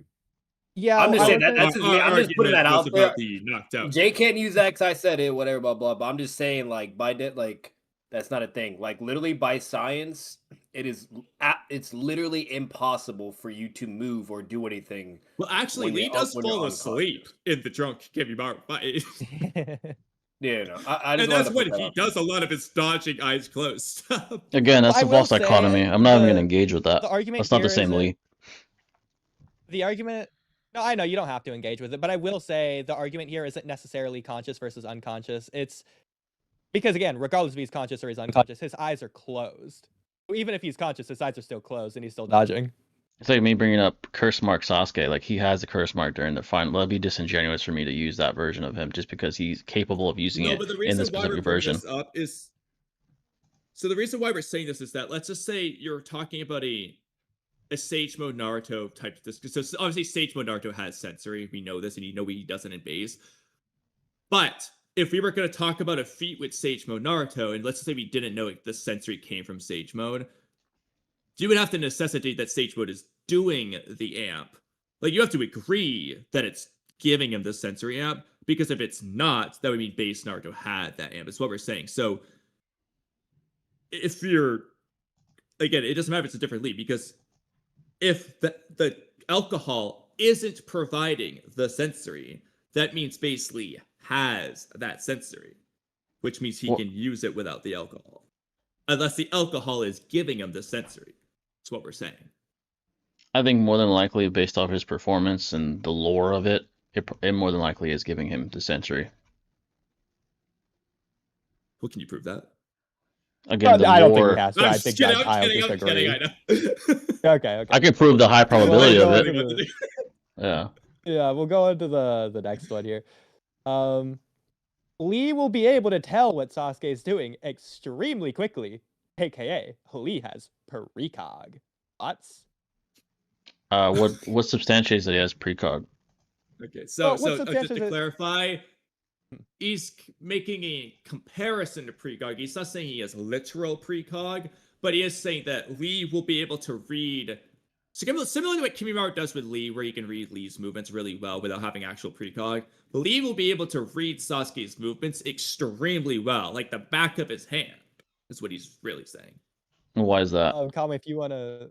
Yeah, Kame, if you want to read the substantiation. I guess, yeah, we'll just it doesn't matter who wrote the thing, we'll just alternate who says it. The reason why is because Sasuke is copying Lee's movements to use the speed in taijutsu. So Lee, who obviously knows his own taijutsu like the back of his hand, is going to be able to read his own movements very well and be able to react to them better. And I'm going to add this in that Udi didn't write. Sasuke, on the other hand, while he's copied a lot of Lee's taijutsu, from what we've seen, he has not copied all of that taijutsu. Like, for example, Sasuke at no point is stated in the data book or ever shown or ever implied or anything remotely about that nature to have the Leaf Hurricane, which means Sasuke wouldn't have this advantage on many of Lee's techniques, whereas Lee has it for all of Sasuke's, because Lee's a master of his own taijutsu that he's honed and has even more experience with it than Sasuke, which gives Well, Lee an advantage I'll with just battling add the Sasuke in taijutsu. caveat. In terms of all of Sasuke's, this is in terms of Lee's moves, because obviously Sasuke Yeah, in has terms his of all of own moves Sasuke's outside of Lee Lee. movements, yes. Yeah, okay, yeah. I just wanted to add that caveat. Yeah, Then he would make just that switch clear. to a different set of taijutsu. His own, more than likely. But his Lee speed comes from copying Lee's taijutsu. I mean, it doesn't come from it. It allows him to more efficiently copy Lee's moves, but the speed doesn't come from copying Lee's moves. He just happens to do so against Gaara. Well, I mean, it did come from it. No, it didn't. He just got fast enough to copy the rate of speed at which Lee's taijutsu movements are utilized, and happen to use the same style of movement as well. But he doesn't need to use I do want his to style of clarify. movement to use that level of speed. They're not. I want to clarify. I'm going to try my best to walk a fine line with how I say this. But Sasuke's Lee speed did come from copying Lee's taijutsu. And why is that? It's stated by Kakashi. So I do want to, okay, before we go further with this, because I think this is just going to go into a whole rabbit hole of nonsense, I do want to go back to something I was saying earlier, because we probably should have just, like, decided for the debate our interpretation of the scene then when I was mentioning it. But what's stated is that how Kakashi's training Sasuke is he's telling Sasuke to use his copy Sharingan Eye to copy his imagination of Lee fighting. So how do we interpret that scene? Is that what he's doing, or is Kakashi showing Sasuke what Kakashi saw Lee do when Kakashi used the Sharingan to watch Lee versus Gaara? And I think Sasuke's copying that with the Sharingan. it's most logical to conclude that he's doing what's explicitly stated, because then we have to speculate what's being said, or what he means by it when he says that. Okay. So he's probably using his Yeah, imagination. regardless I should have posted here. Just look at this last one because this will have guys' question and then So obviously, Kakaki's I'm sure we all response. agree it's ridiculous. But are we The one saying, below for is, the sake of this debate, do we think that it is Sasuke copying his imagination of Lee? Well, I mean, he says I just had him visualize Lee's movements. I understand that's what he's saying, but obviously that's ridiculous. That's not to say it isn't the case. But Well, there's I'm a way saying I for can the- make it kind of make sense, but it's still kind of I'm saying ridiculous. for the sake of this debate, not just so that we're all on the same page before we even move forward. What is the interpretation that we're going to go with for the sake of this debate? Because I'm technically fine with any of them. It's just, this is ridiculous. Yeah, this doesn't prove that he got it it. didn't happen. This doesn't prove that the condition to reach Lee's speed was to learn Lee's movements. Well, guys asking him, how did he get him to do this? And this is Kakashi's answer. Okay, but he's saying this is the way What kind of training did you do with them to do? Yeah, he's saying what exactly did you do to get him to that level of speed? But Kakashi never stated this was the only way to get him to Lee's level of speed. That just happens to be the way in which he trained him to increase his speed. But he says, I just had to visualize Lee's movements. In fact, if we're going to take it literally, That doesn't mean that's the only Sasuke way, though. did was visualize Lee's movements and nothing more. That doesn't mean that's the only way. That just happens to be the way in which he did it. That would be illogical. Exactly. All Sasuke did was visualize Lee's movements. And in fact, he's faster with Chidori anyway, which is why he used it, and not Lee's movements anymore. So that's not the only way to get faster. That's the way in which he got faster, was via copying Lee's movements. But it's not the only way. That's a disingenuous claim. He has a faster move than Lee's movements anyway. So I'm texting you this, Udi. Do we do it now or do we wait? We'll wait. Because we knew that it was going to be one of the bigger things. I knew you were going to be itching to talk about it. I don't even think we need to really talk about that for now, anyways, or really this whole thing, anyways. we might not ever talk about it. We'll come back to it later, maybe. We'll see. Okay. Yeah. Anyways, okay, so just for clarification, so we're all going to agree and be on the same page for the sake of this debate for now, that the way that Sasuke is getting to Lee's speed is by visualizing Lee. That's what Kakashi's doing for the training. Yeah, Yeah, but Jay's specifically. saying that it can be more than just that, though. Like, that Yeah, is part of it, but it's not necessarily just that. yeah. But that's The what the Well, he's that saying. wouldn't be specific answering thing, Guy's question then. the specific thing I'm agreeing to is that the way in which he gained the speed was through copying Lee's movements, but that's not the only way that could have been achieved. That's what I'm saying. But why I does think it it's matter what important. could have been done? Well, no. Because I think your argument it's is that important. you're basically implying that the only move Sasuke would use against Lee is Lee's own movements. But first of all, Sasuke is much No. more intelligent than that. He would change Well, his that's not what I style. said. That's what's being implied. Why So would it again, matter then? I What's told the point you of bringing that up I was in the first place? specifically walking a fine line with how I worded it. But I said that. So, what did I say word for word? Sasuke did use the copying Lee's movements to get to this speed, is what I said. That he did that. And you contested it, and I showed you that he did it. Well, this is why establishing this interpretation is important, because a lot of these upcoming arguments are going to spin off of this interpretation. So having an agreed upon interpretation, I think, is the best way to move forward. I do think we do need to agree with some kind of interpretation here before we get to the things that we will disagree with on later arguments for this Yeah, part. I'll agree. That's how he did it, but Um, that's not the only way that it could have been done. He has other yeah, ways. and obviously I'm not saying that you have to provide other ways, but like, and it's not like necessary, but like, Jay, if you were to like guess of a way or a headcanon, how do you think Sasuke is doing it in addition to that? Like, do you think that Kakashi is showing him through Kakashi copying Lee's movements and then Sasuke copying Kakashi's movements? Um, it's possible, Because but that's I my think interpretation. it's possible, but I think the Sharingan provides a lot of utilization to copy movement. It provides, like when Kakashi is able to copy, known for being the thousand jutsu ninja because of being able to copy other opponents. Sasuke should be able to replicate something similar, having seen some of Lee's movements from when he battled him early in the Chunin exams.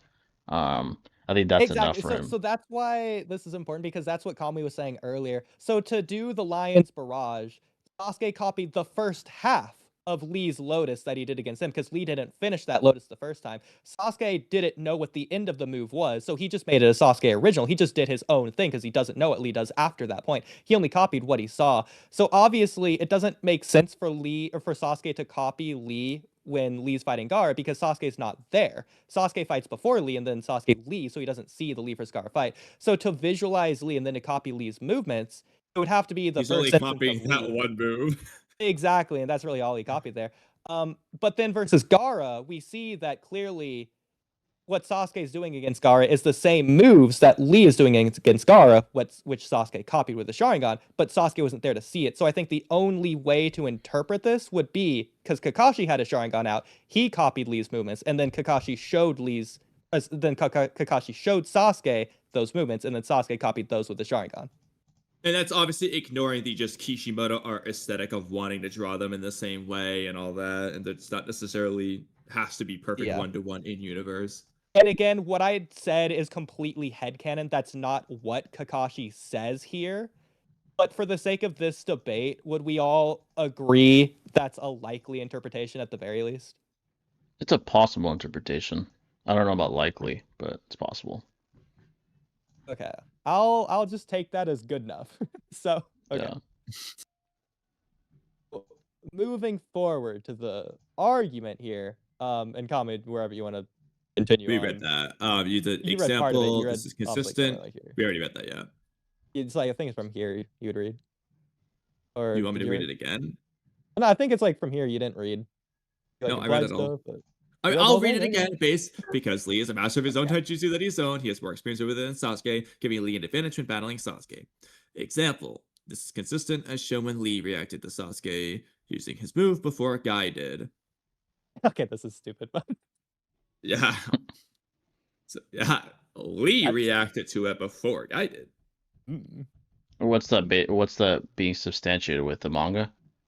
That's showing that Lee's ability to like observe, interpret, understand, analyze, whatever word you want to pick, his own taijutsu is greater than that of even Guy.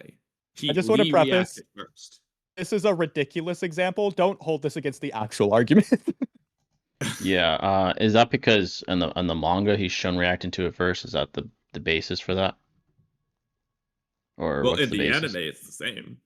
I mean, it just It's consistent. Both got the perspective just happened Chronological to have order. shifted on him first prior to the guy. It doesn't necessarily mean that Lee is superior in that specific type of taijutsu, or has like faster neurological processing speed than Lee, just and then Guy, just because we see him talk about it first. That's kind of illogical. Yeah.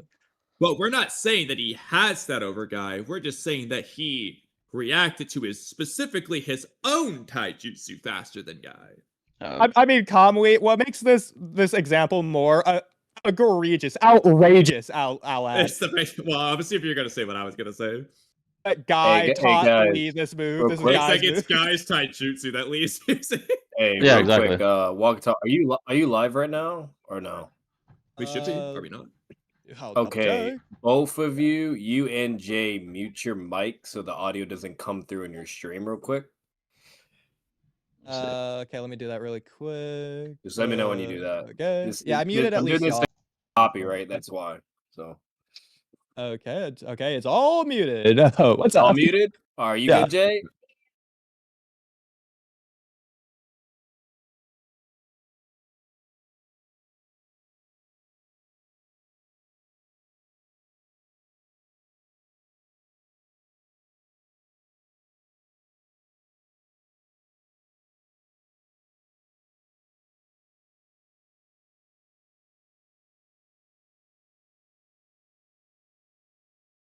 He's like, hey.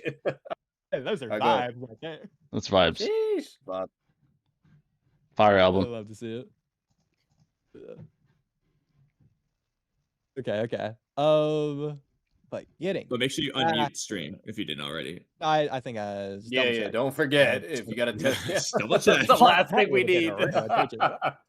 Oh shit.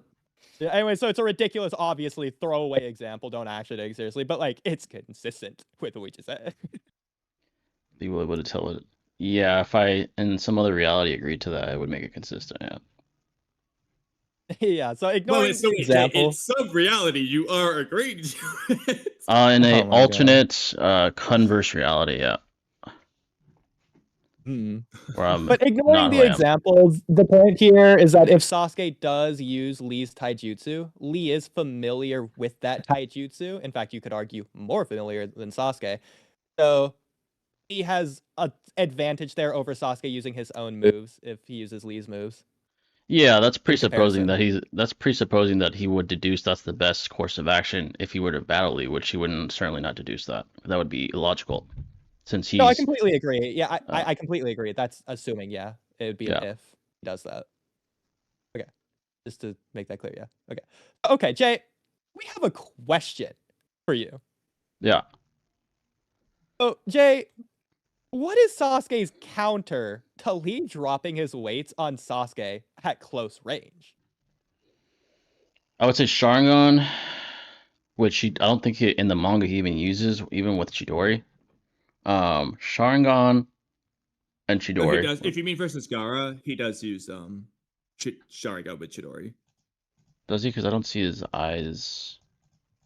Well, I mean, that was kind of the point. Is that it's made into a very pivotal point that Sasuke Well, I mean, has. okay, Sharingan, hilariously, to be fair, Kamui, this is the one instance in the entire franchise where the Sharingan is not needed for Chidori. Yeah, he's not using it there. Well, no, it was for the spikes. That's what. No, he used I know. I was gonna add that afterwards. It's just a funny thing that I was going to say. Because I here mean, he's yeah, not. that is funny. But no, it's made into a point that he was using the Sharingan there. I don't see it. That's why Sasuke can use that type of assault. Because he's like activating it and he's looking up and his eyes are still regular. And then he speeds I'll just into go him. to it real quick, but he absolutely uses a Sharingan during it. So I'm And then sure you even know after his he statement strikes of, him, his eyes are still. I don't see Sharingans. if you So this remember, Lee has the statement of something or the other along the lines of he's jealous of Sasuke because Lee cannot do a straight beeline attack where Sasuke can because he can counterattack with the Chidori. Oh, he turns it on after he Sorry, with strikes the him. I Sharingan. see it right here. But that doesn't You make would, any sense. That wouldn't make any sense. He turned it on when he's already hit him and Gaara's not I mean, counterattacking. you could That's see just his an art eyes. error if it's not there. I mean, that's your opinion, but his eyes are still regular. And then later, when he's Okay. speaking to him, he turns them on. Yeah, Then maybe that. why did Kishimoto write this? What I'm about to send you. Let's see it. Beeline attack is Don't you to have the counter attack. eye to perceive. See through And that see through counter. that counter. And we know what the Sharingan does in reference to this. Yeah. Oh shit. We couldn't have.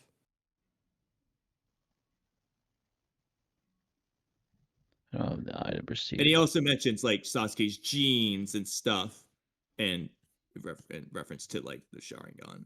Now, I'm going to wait for Jay, but I will say I do have an interpretation for this. I think the point of this is that my Sorry, point is his speed was still capable of surpassing Lee's without the Sharingan because he doesn't activate the Sharingan at least observably until he's right at the dome where the dome is trying to counter him. That seems like he's turning it on to avoid any strikes from the dome or like the dome's little like arms coming out. And that's when he turns it on. It's not much more for. Basically, what I'm saying is that he can reach levels of speed beyond Lee without the Sharingan via the Chidori. If he were to turn on the Sharingan, his speed would, or at least his neurological processing speed would increase, which would help aid him against Lee. So Remind me, does Sasuke have the okay, Sharingan on before this point, like when he's doing taijutsu against Gaara? Like, does he have it on at any I point? don't see it at all until that point. Let me look I don't again remember. now. He might have in the anime at least. He might turn it on and off. I'm not. I don't remember off the top of my head. I mean, For this integrity is- purposes, he never has it on when doing taijutsu. He didn't need to because he's faster. But when he does the whole Interesting. Shidori, then yeah. And keep in mind, this is That's when it said. interesting. He said this is when it said again in base without Sharingan. He's the same. He's practically the same speed as Lee without weights, without the Sharingan. Well, we're gonna come back to that one hopefully fairly soon. If not, we'll skip to it. But I'll let you say that for the moment. I think that's interesting because again, that's like a unrelated point, but that also means the Sharingan eye to copy applies when you have the Sharingan deactivated as well. You can still do the copy jutsu when it's Yeah, not once activated. you've copied it and remember It's it, copied. you don't need to Yeah. reactivate it to do it again. Yeah, that's interesting. So I guess Kakashi kept all his 1,000 jutsu as well. Yeah, more than likely. Yeah. Yeah.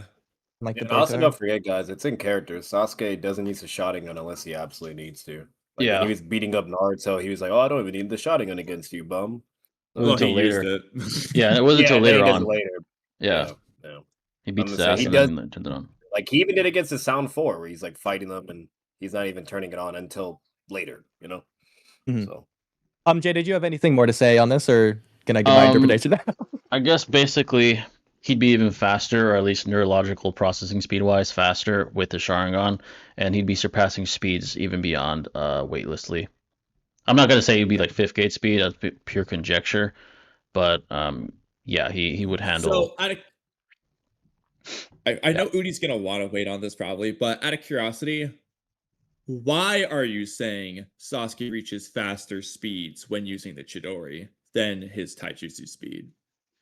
Because force equals max times acceleration, and prior when he was trying to punch the dome, it didn't do shit. But as soon as he used the Chidori, it only took one blow to go through it and go into that's Gaara's body. ignoring the Chidori lightning style hand part What do you mean? entirely.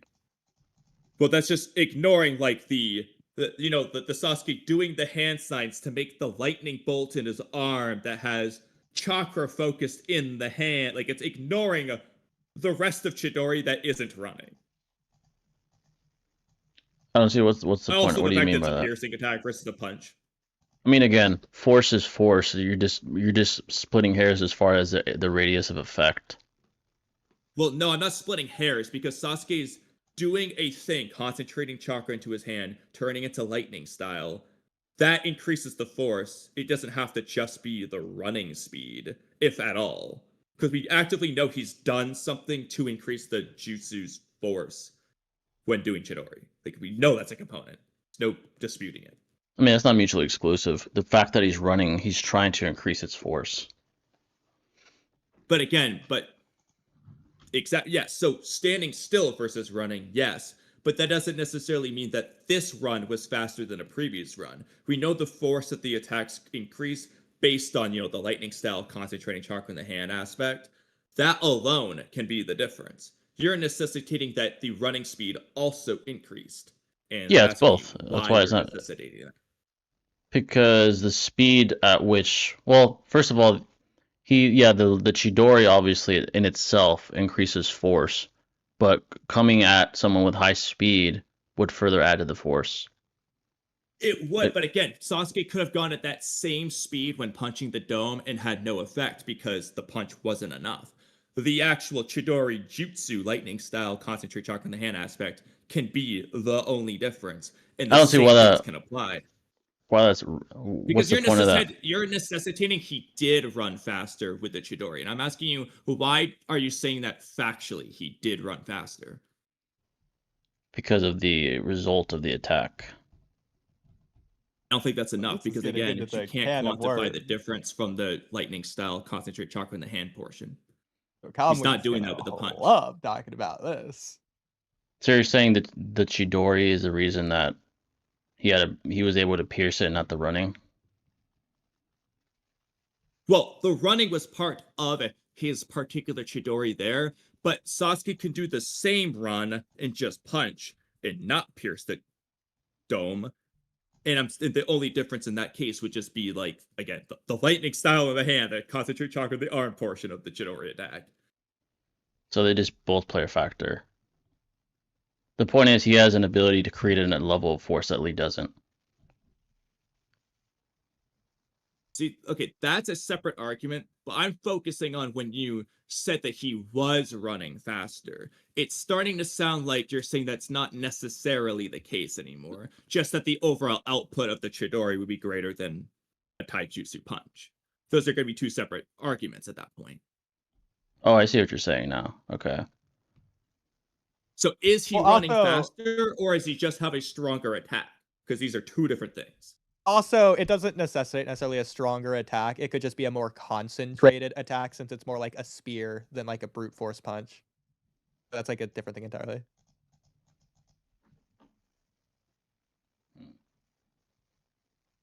Trying to say because, for example, like you can punch a hole or you can punch a wall with the same amount of force as you stab a wall with a knife.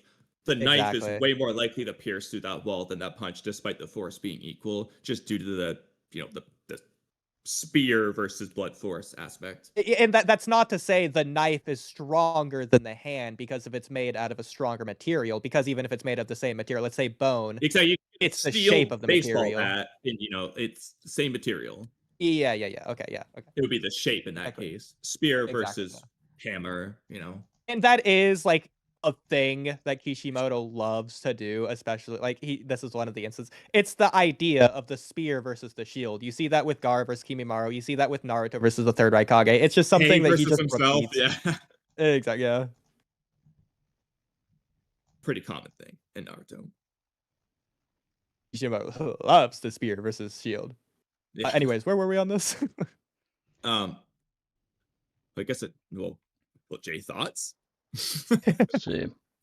It's a move reserved for assassination. The secret is in the speed of the thrust and the immense chakra produced.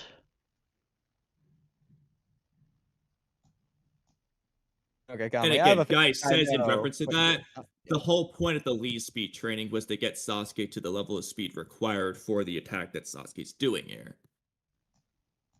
That you got to Lee speed to do this attack is what I would argue at least was implied. But either way, nothing's saying that Sasuke ran. Well, also, I mean, you can call this weaker evidence. It's still accumulating in this direction. Nobody watching the Chidori is commenting on how Sasuke got any faster. Nobody thinks that. It's only, what's that sound? In fact, I have a post about this somewhere in that chat room, but it's the chirping noise. The fact that Sasuke pierce the sand. It's not about his speed. Nobody's reacting. Nobody's surprised. There's no acknowledgement of Sasuke running any faster than he did before. Which would just be further evidence that he didn't run faster, because if he did, there's a good probability that somebody would have noticed. We do have ridiculous arguments for this posted in the debates tab as well, Kamui, so we'll get to those when we see those of characters reacting. Yeah. We do have some funny ones for that. Yeah. I will say, though, and this isn't even necessarily the case, but I do think one thing they could be trying to say here is that Sasuke didn't need one or the other. He needed both the Lee speed and the Chidori combined to get through Gaara's sand bubble here. If he only had one or the other, it wouldn't have been enough, and he wouldn't have been able to take out Gaara. It's like a possibility. I'm not even saying that's necessarily the case. It's just be what's implied. Yeah, because if you're gonna, because actually no, because with the previous argument that Jay made about Sasuke, he doesn't use things he doesn't need to unless he needs to. So if Sasuke didn't need to use the Lee speed and only needed to just stand still and use Chidori, then by that previous argument he would have. So if we're gonna keep Sasuke consistent here, he's doing both because he needs both. And all I'm gonna say is if Naruto tripped at his Rasengan, he going through that motherfucker too. I don't give Rasengan and Chidori, they just built like that. They badass. All right, I'm getting up. Well, okay, this is stupid. If Naruto did that, he wouldn't break a hole where he hits the Rasengan, but the opposite side would, like the other thing. Yeah. Yeah, and then Gaara will be bleeding from the back. Ah, my back. I do want to just add some conjecture here, just like off the record, just why not? I think it's pretty obvious that Sasuke can't get through the sand bubble. You could argue he's using his Lee speed, which means I don't think that Lee could get through the sand bubble with his Lee speed and nothing more. Likewise, I think if Sasuke tried to use Chidori just standing still next to the sand bubble, ignoring the spikes that are going to obviously attack him anyways, I think it's going to be similar to what happens with Kimimaro versus Gaara's Sand Shield. Or even like, if you remember, you have Boruto using his, whatever he was using before Purple Lightning in the tuning exams versus Shinki's Iron Sand. And it's like it's hitting it. Arrow, whatever, like yellow lightning jutsu it was. Yeah, and it's like cracking it, or like for Kimimaro, it's like kind of going through, but not really. And then in both cases, Kimimaro's breaks, and then Boruto says he needs more power than activates Purple Lightning to get through. So you could argue something similar is going to happen here, to where Sasuke is going to try and get through the sand bubble with his Chidori, and maybe he'll make it like partway through, but he's either not going to make it all the way through before the Chidori stops, or the spikes are just going to attack him, obviously, before he finishes getting to Gaara, assuming he could go through. Yeah. So regardless, he does have the ability to create more force with his strikes. Well, not necessarily, but going back to the knife versus basement, a steel knife versus steel baseball bat against the wall analogy. You can use the same force. The knife can go through it without the baseball bat going through it, just due to the nature of the knife, the spear versus the blunt force object. There's more capability for more force at a single point. I guess I should be more specific. He's capable of generating a higher amount of force at a specific point than Lee ever could. Yeah, that's what the Chidori does. It's like concentrating it into a single point, is how Minato describes it. Yeah, so that's the point. But, so to clarify, then, are you retracting the argument that Sasuke is running faster, or are you sticking with that? Running fast. I mean, he's increasing his speed to create more force, but no, but again, but is he running faster than his Lee speed, or is he just using his Lee speed? Which one are you going with now? I would say in I don't base. think this really matters at this point, but might as well answer. Yeah, I guess I could say using Lee speed, but he's capable of higher speed with his Sharingan. I'd say at least neurological processing speed. Well, why? Oh yeah, okay. Is he capable of higher movement speed or just better reactions? I think if your body's if you have higher neurological speed and you're able to react in that time period, then your body speed must be more than likely increased as well. That's fair to an extent, yeah. Well, that's not really. I'm trying to think. Say that again. How you said it again? If you have the neurological speed to perceive something and your body is able to react to that, then your body most likely has to compensate for the lack of speed it had previously, so its speed increases as well. Okay, yeah, so the difference though is like with A's lightning armor, that's basically how that's working for. I mean, he's quite literally amping his neurological reaction speeds in addition to his movement speed. But for Sasuke, it's like he's getting a head start. So if I have a bull charging at me from 100 feet away versus 50 feet away, Sasuke's Sharingan turns that 50 feet away into 100 feet away. Ignore the specific numbers, it's the idea. He just gets the head start on his reaction without having to move any faster. So the byproduct of Which is why Lee makes this point that he does early on in their fight. It's that in Sasuke's, he was just too slow versus Lee, that Sasuke's body couldn't react despite that advantage. But once Sasuke is close enough, it does matter. It does aid, because he gets a head start. This is the point. So a byproduct of increased neurological processing speed is physical speed. Well, no. He didn't move faster. He just moved earlier, is what's happening with the Sharingan's precog. So Kamui's saying it translates into effective speed rather than literal speed. Yeah, so like Sasuke's not gonna run the 100-meter dash faster, but he's gonna predict the start gun before everyone else and start the race sooner. I mean, if you could predict it and your body can't react to to you perceiving something, then I think that's well, he has to be close oversimplification. enough for it to matter. Because again, if the gap's too big, it just doesn't matter. But the point is, he gets a set head start, basically. Like, I'm gonna give a hypothetical number. The number doesn't matter, it's the idea. If Sasuke gets a 5-second head start, well, if Lee is 10 seconds faster, tough luck, Sasuke, that's not good enough. But if Lee's only 4 seconds faster, now that Sasuke has a 5-second head start, it effectively becomes a 1-second head start of his reaction, so he gets to be out of the way in time. Does that make sense? Without Sasuke moving at any different speed, he just moves sooner because he sees the attack before to make that more clear, because we might be getting lost in the sauce a little. Yeah, wait, obviously, to clarify it too, though, real quick, like Yeah, to yeah. make sure that we're gonna circle it, and I'm pretty sure you're gonna say something too. Mhm. Jay, like you guys remember the moment when Lee first fights Sasuke, right? Like he can see him with his precog, whatever, but his body's too slow to respond to it, right? So Yeah. Jay's basically getting at like he has to have the bare minimum speed in order to utilize his precog, because if not, then he would just get Yes, that's what I blitzed, was which is using what with my happens example. with Lee and Sasuke or Killer B and Sasuke, etc. You know what I mean? So Yeah. okay. Obviously, speed is distance over time. So if Sasuke with the Sharingan can react to the starting gun faster than the other characters, but Sasuke is the same speed as the other characters, well, Sasuke is faster than those other characters, speed over time. That is true, but that's not really what Kamui's getting at when he's saying speed. He's referring to Sasuke's top speed, how fast he can run at any given It's moment. to say that Sasuke. So the clock. Okay, so I'll make this exaggerated.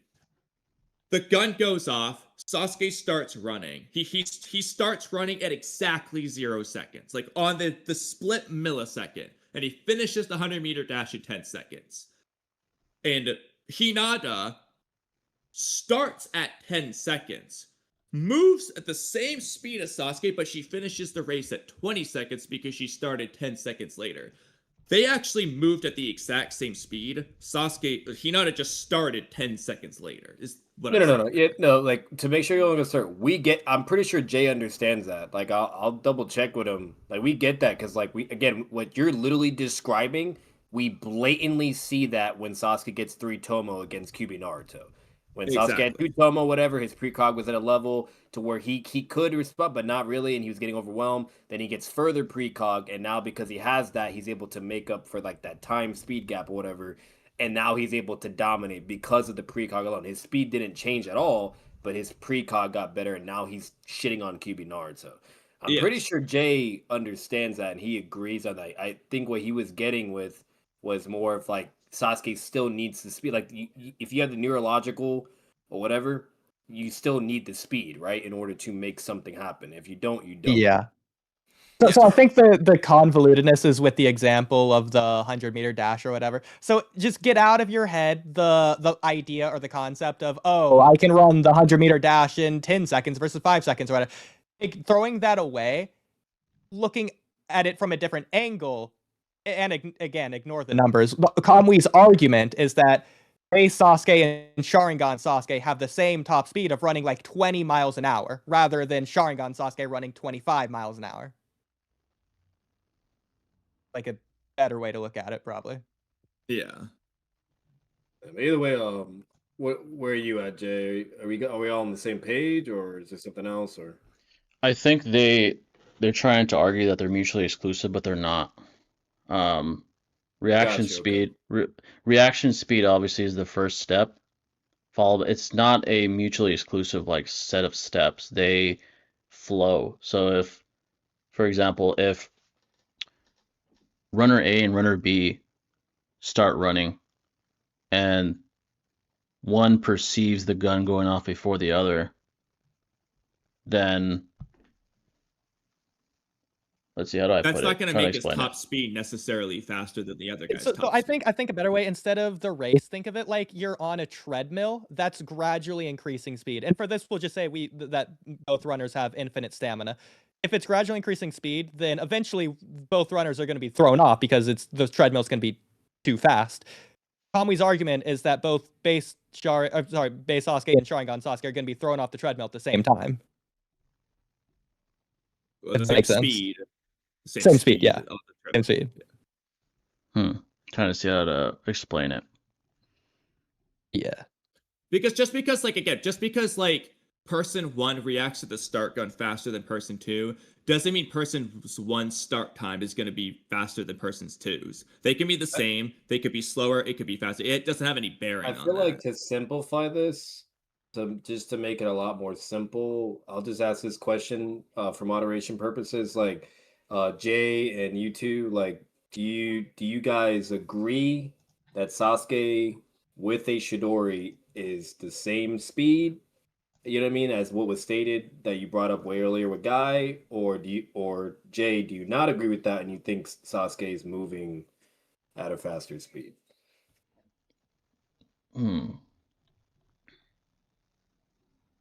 Just to simplify it, you know what I mean? Like, otherwise, because we're gonna be going like is he this moving type of like faster calculus during the equation Chidori, or is he process. still You know what I using the mean? least?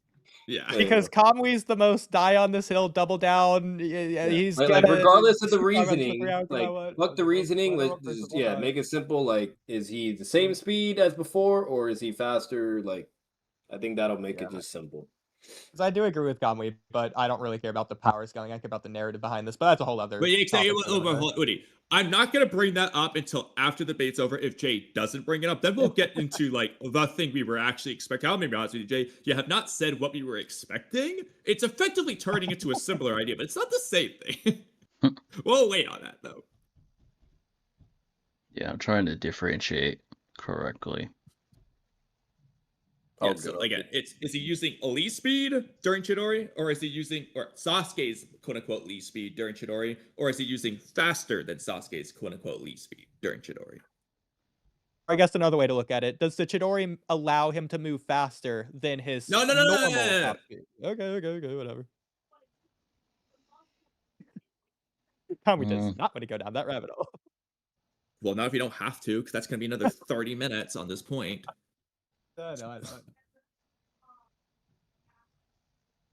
Yeah, I think it's the same. The same, you said? No, I have to think to see how I'm gonna word it so I don't get cornered. Okay, sorry. If you want, we could just come back to this. If you want some time to think on it, we could move on for now and come back to it. It depends on how well he can think and listen to something else at the same time. I know, but it's really up to Jay on that. Yeah. Also kind of depends on how long you want to think about it. Because if you want like 30 minutes, you guys don't have to do what I was saying. I was just more of a proposal. You know what I mean? So you feel free to do whatever you want to do. Yeah. It's up to Jay. See. Okay, while Jay is thinking, at the very least, I'll say my interpretation of this scan, since I never got to do that earlier. So, Conway, my way to argue for Jay's side here, because I have to do that for every single argument tonight. So Lee is saying that he doesn't have the same eye as Sasuke, but if you remember, he doesn't necessarily have to be referring to the Sharingan. Sasuke, when he's fighting Haku, doesn't have the Sharingan activated until the end of the fight, but before that, he's like, oh, with these eyes, I can see. Okay, Oh, but such Lee doesn't know special about those I eyes. have. Lee doesn't know those eyes. He doesn't know those eyes, but at the very least, Kishimoto does. He's the one that writes Yeah, but this the is stuff. Lee's dialogue, so Lee would have to know about those eyes. It's Frankly, okay, does this even is- Sasuke know about those eyes? You know what's He thought he had the crazy? Sharingan Like, in that scene. you know what's He's crazy? right. It's like fucking like I remember Sage at Thick Calves, like this scan got brought up and he was talking about it, whatever, and he was swearing up and down like this just means like Lee, like along the regards, like he doesn't have like the speed or whatever, but like some weird shit.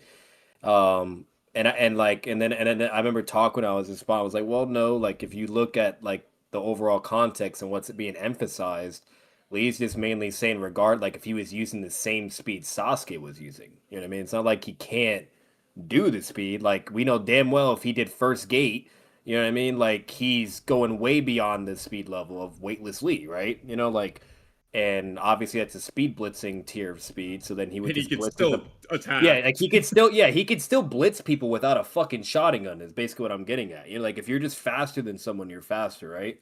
And he was swearing up and down because of that statement. Like he was like, no, that's impossible. Like you can't just go forward or whatever. But and it's I'm like, yes, you can. It's happened.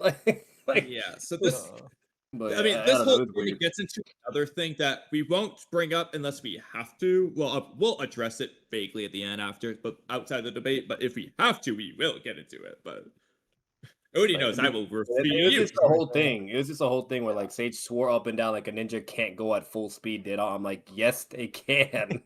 Like, They what Yeah, you don't can get me do it.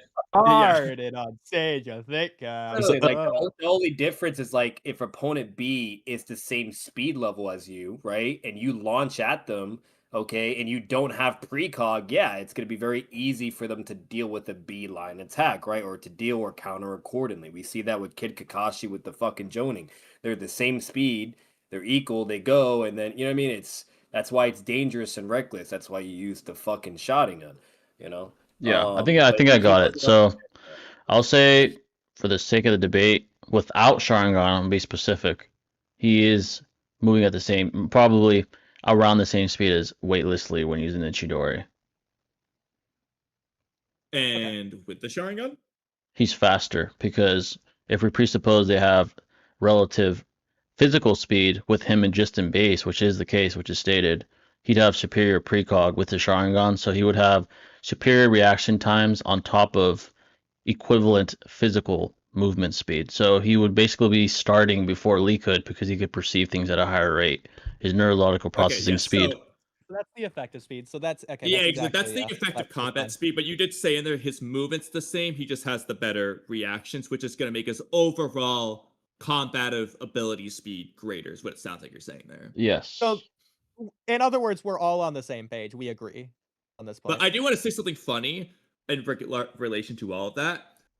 Would you agree that the way Sasuke used Chidori here is in character for how he would use Chidori in the final rounds of the Chunin exams? In character, Like that's a the way tough one because Sasuke in the final rounds used Chidori, is that how he would in character use Chidori in the final rounds? against a general opponent, I'm hesitant to say Like if because it's a they're not. different opponent, I would probably say no but for it's the sake of the debate. No, well, why? because the specific opponent he's facing has a high density dome defense. I don't think anyone else is gonna run into that altercation Okay, in or terms of that. Sharingan usage, do you think it would be the same or different?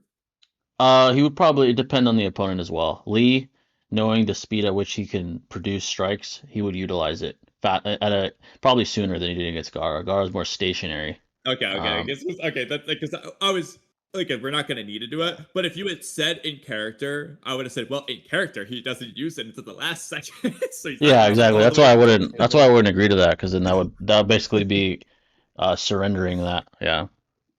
Yeah. I agree with you on that point as well. Okay. I do think, to be fair, part of that is unfair because Kakashi's only training him to use the Chidori against Gaara rather than outside of the Gaara. Like, he's giving him Chidori for Gaara. That's not to say, obviously, he doesn't expect Sasuke to use Chidori ever again. He expects Sasuke to keep it in his arsenal to use it against other opponents. But Yeah. Sasuke's training, the way he's training it is for the Gaara fight. Yeah. He's definitely training specifically for that, but that doesn't automatically Yeah, 'cause, negate the like, possibility hypothetically, that Tamari is his opponent. He might not do any of this. he Well, would have but been. that's to say, Kamui, Yeah. because of the way he was trained, he might not know a different way to do it. So he might do his Gaara strategy Chidori against Tamari because that's the only way he knows how to use it at the time because that's the only way Kakashi taught him. That's obviously headcanon as well, but just a possibility. But I do like the idea that Sasuke would be smart enough to know to do it different kinds of ways. I He would mean, definitely utilize his he Sharingan to his consistently advantage. fights Gaara as the problem. So Yeah. Yeah. But based on his prodigal talents and high IQ, he would certainly take advantage of his own Sharingan against someone like Lee. well, his IQ is questionable based on the first argument. I mean, yeah. But against Lee, he would certainly use his Sharingan. It would be advantageous there to use it early on. Okay. He would obviously Um. tailor his approach to the opponent. All right. That's Yeah, cool. so That's we'll cool. move, yeah, so we'll Yeah, move I on think to I think whatever's next now. we got that point. Okay, Kamui, this one is yours. We already did that. Oh Did wait, we do this as well? we did. Well, yeah, we Yeah, did okay, we this, did both that as and well. we'll. Okay, so So yeah, I don't know again, what that's this. defense, and then Wait, what's this offense, I other? guess. What's What is? question for Jay? We already Did we did do this? that. That's Oh, okay. Jack, remember we your didn't do answer to this. this. No, Okay, I yeah. said I don't remember what Jay's answer was. I don't remember you asking this. So Jay, what is Sasuke's counter to Lee dropping his weights on Sasuke at close range? Sharingan. Oh, you did say that. Okay, okay.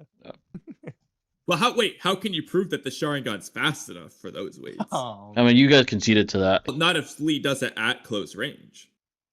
The pre-cut, he would just turn it on and he would be able to move it. He'd be able to have an earlier starting point than Lee would. So when Lee throws a strike, he'd have Well, more no, time not than some. necessarily because Lee's obviously gonna know the attack himself, so he has the earliest starting point because it's not gonna get any earlier. He just knows what he's doing, so he would have to. It wouldn't he's matter gonna though, because do an attack. he'd have a quicker starting point. Like the point in time at which he's starting his. Again, he even admits I don't have the ability to perceive beeline attack. So let's say he throws a strike that's linear in fashion, and it's one of Lee's movements. But we're not It's saying more. he's throwing it. Like hypothetical. Okay, to be fair, the No, it's question dropping doesn't in the specify. same way he dropped it in the prelims. If Sasuke's just under Lee when Lee drops. Yeah. Oh, but yeah, because Sasuke's not gonna know how heavy that is. He didn't Yeah, see the everyone lead. reacted only after it hit the ground. They Yeah, all the- thought it was just a couple And of. we agree, Wait, Sasuke has an ego. Maybe he'll try to take it head on. No, he's not that. He's not that retarded. He definitely wouldn't move out of the way from that. But well, yeah, but he might just sidestep like 1 foot to the left so it doesn't hit him in the head, not expecting it to be like 1,000,000,000 pounds like it is. I mean, knowing Especially if he's concussion. arrogant, he's just gonna casually dodge it. No, I don't think he's arrogant to the point where he would intentionally take damage. That's not even in character for Well, he's him. not intentionally taking damage because he doesn't know how much those weights actually are. Yeah, but that's not in I character do for him think to be that stupid. He never does that. Well, I mean, he dodges Hilariously- like kunai, like just simple dodges sometimes, right? He doesn't have like every time you throw a kunai at him, he doesn't like backflip 500 feet away from it. I mean, that's the false dichotomy. That's not the same as a kick coming at you. That requires more evasion well, than that's just not moving what out of the way this of is a though. Because kunai. again, Lee's just taking off the weights, like I shall take off my weights. Sasuke's not expecting this to be an attack. But you'd have the Sharingan to see at a quicker point in time what's taking place. Yeah, but I don't think we have any evidence that the Sharingan can see how heavy those weights are. I don't see can how analyze them on a molecular level. See how many molecules it is. you mean. What are you saying Well, that that he would? wouldn't address how heavy it is. Well, What the are you saying molecules would be so about close the weight? together he could see the density. Okay, can you prove that? Sharingan can stay on a molecular level. But that doesn't Yeah. mean he can see the atomic level to know the atomic weight. It's not about atomic weight. It's about how close the molecules would be together. Well, the atomic weight would still matter too, though. Yeah, well, you know. Either, what are you Guess saying it's about? What do you mean by the weights? Like he wouldn't care So that the like, weights okay, are this is removed? goofy. This is goofy. So like, okay, remember when Lee drops the weights on that pillar versus Gaara? Yeah. So imagine Sasuke's he's not like standing where Gaara was. He's just standing at the bottom of the pillar because he was fighting Lee hand to hand up close. They get to the pillar, then Lee backflips up there, and Sasuke's at the bottom of the pillar just like looking up at Lee. Then Lee takes off his weight, just like, that is better. And then he drops them. Sasuke's just like expecting, those 2-pound weights to fall to the ground. He doesn't move, or he at least moves if it's gonna hit him in the head. But he just moves out of the way, but he doesn't necessarily backflip all the way to the other end of the arena, because why would he? He just I'm sees assuming, what he expects to be light first of all, weights. weight. So Lee I don't see catches him off guard, essentially. the weights hitting him seems very unlikely. I don't know why he would. Well, I'm not saying it has to hit him. It can land next to him. That's enough to do some damage. Next Based to on what him? we see to the arena. I mean, I'm assuming if he sees things of high, like he's obviously gonna know that they're weights. To maybe not know how heavy they are, but I don't see why he would intentionally stay near them or allow them to hit him. That's very illogical. Kami, Again, I'm so sorry to argue against you. Why would they damage him if they land next to him? It's not an explosion. I think you need to go back and look at what happened. It did a lot of looked area like an of effect. This explosion. was not the spear type of attack, okay? Obviously, it cracks the ground. It's putting up the dust in the air is realistically what's happening. It's not Yeah, but did you blowing see how air much backwards. it cracked the ground? Yeah, wait. Oh my Just to God, re-clarify that, whatever. like, are you saying like the fucking concussion, like force, like the air currents itself would hurt it? Because that's the only thing that's gonna hit Okay, Sasuke. to be fair, Like, No, to be the fair, floor particles might hit Sasuke. to be fair, Oh I my complained about it when it happened, but it did happen in Attack on Titan season 2 when the spoilers, but when the colossal titan falls off the wall and makes everyone have a heat concussion. I Oh, there complained about you it, but it happened. go. So if There this you happened in go. Naruto, it can happen. I'd complain about it, but it happened in Attack on Titan. It's in the realm of possibility for writers to write that. The weights, 82.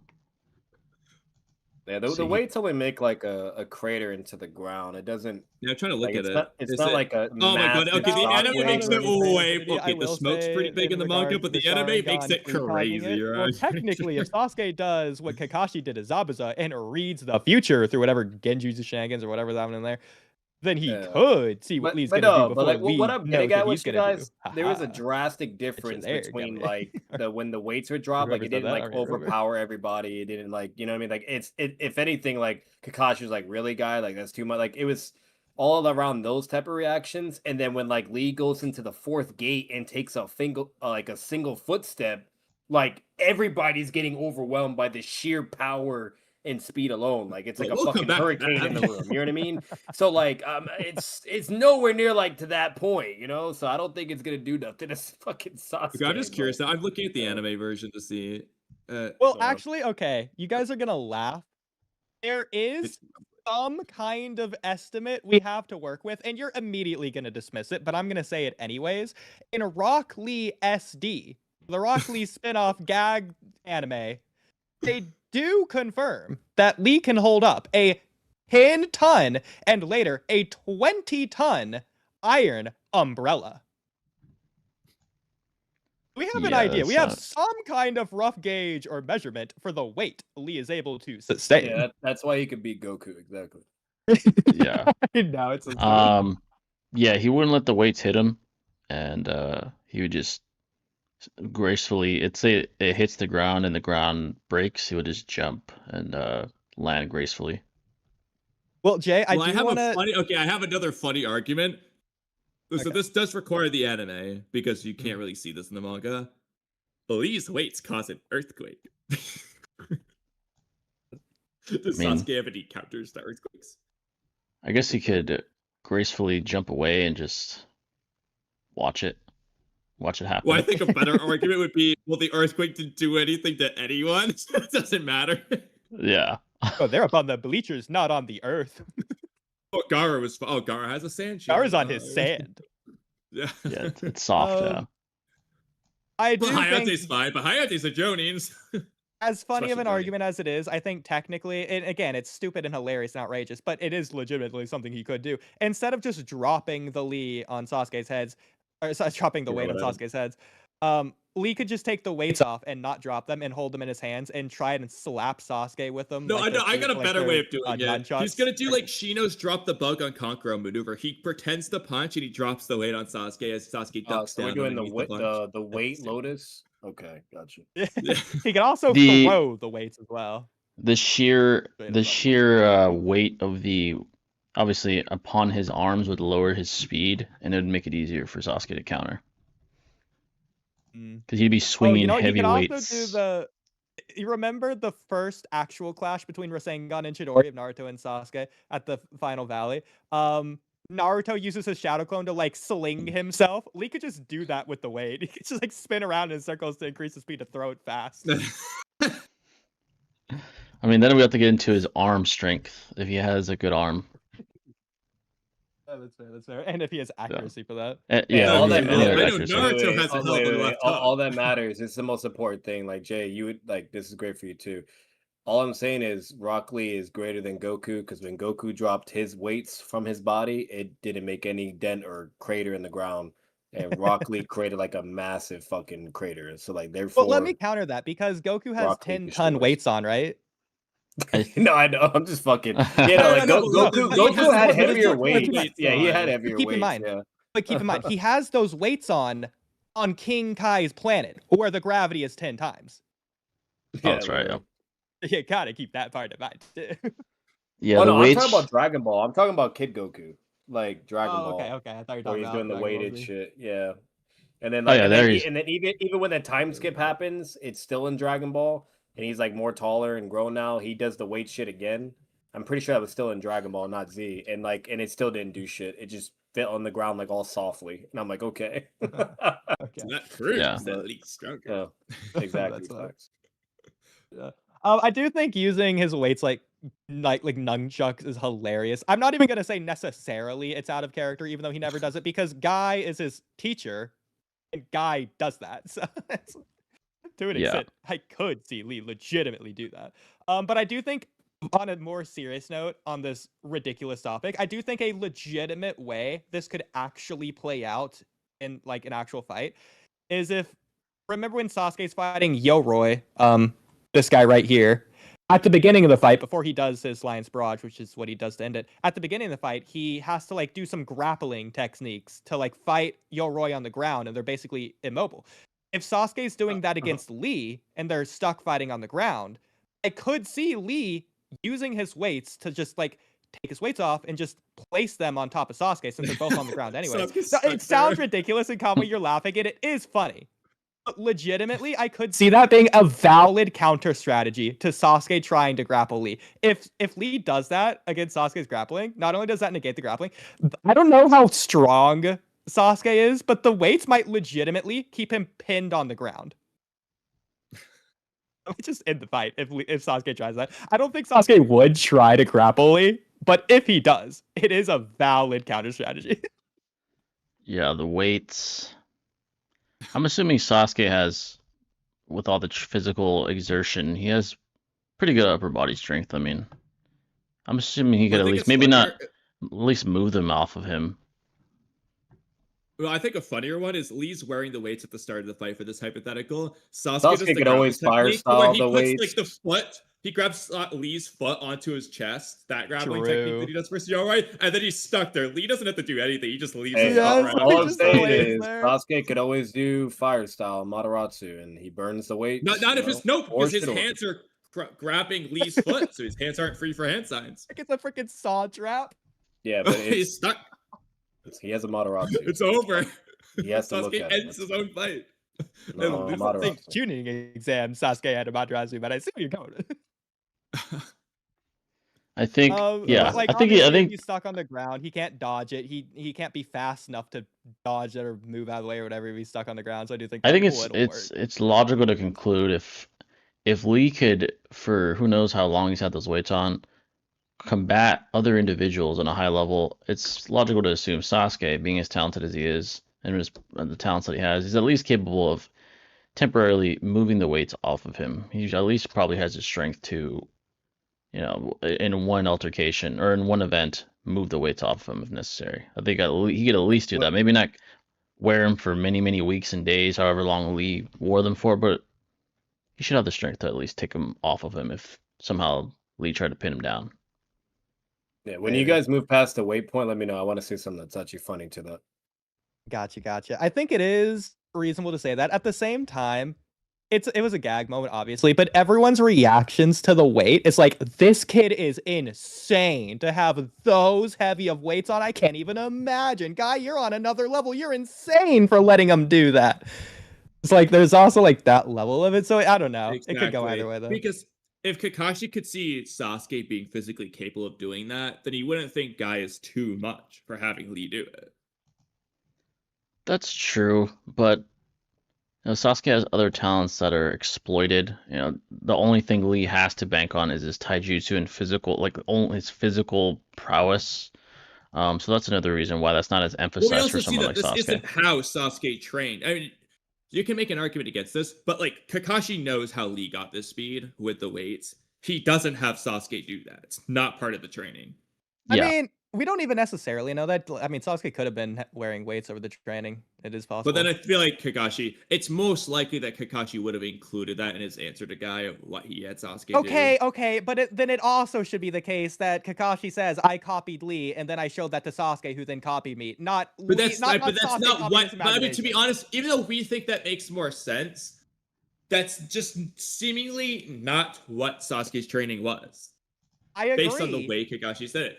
Because he wouldn't need Sasuke to visualize Lee's movement. They kind of go against each other. It would be that Kakashi did it and that he had Sasuke copy himself. So he's saying something that would contradict that idea, so we wouldn't assume that.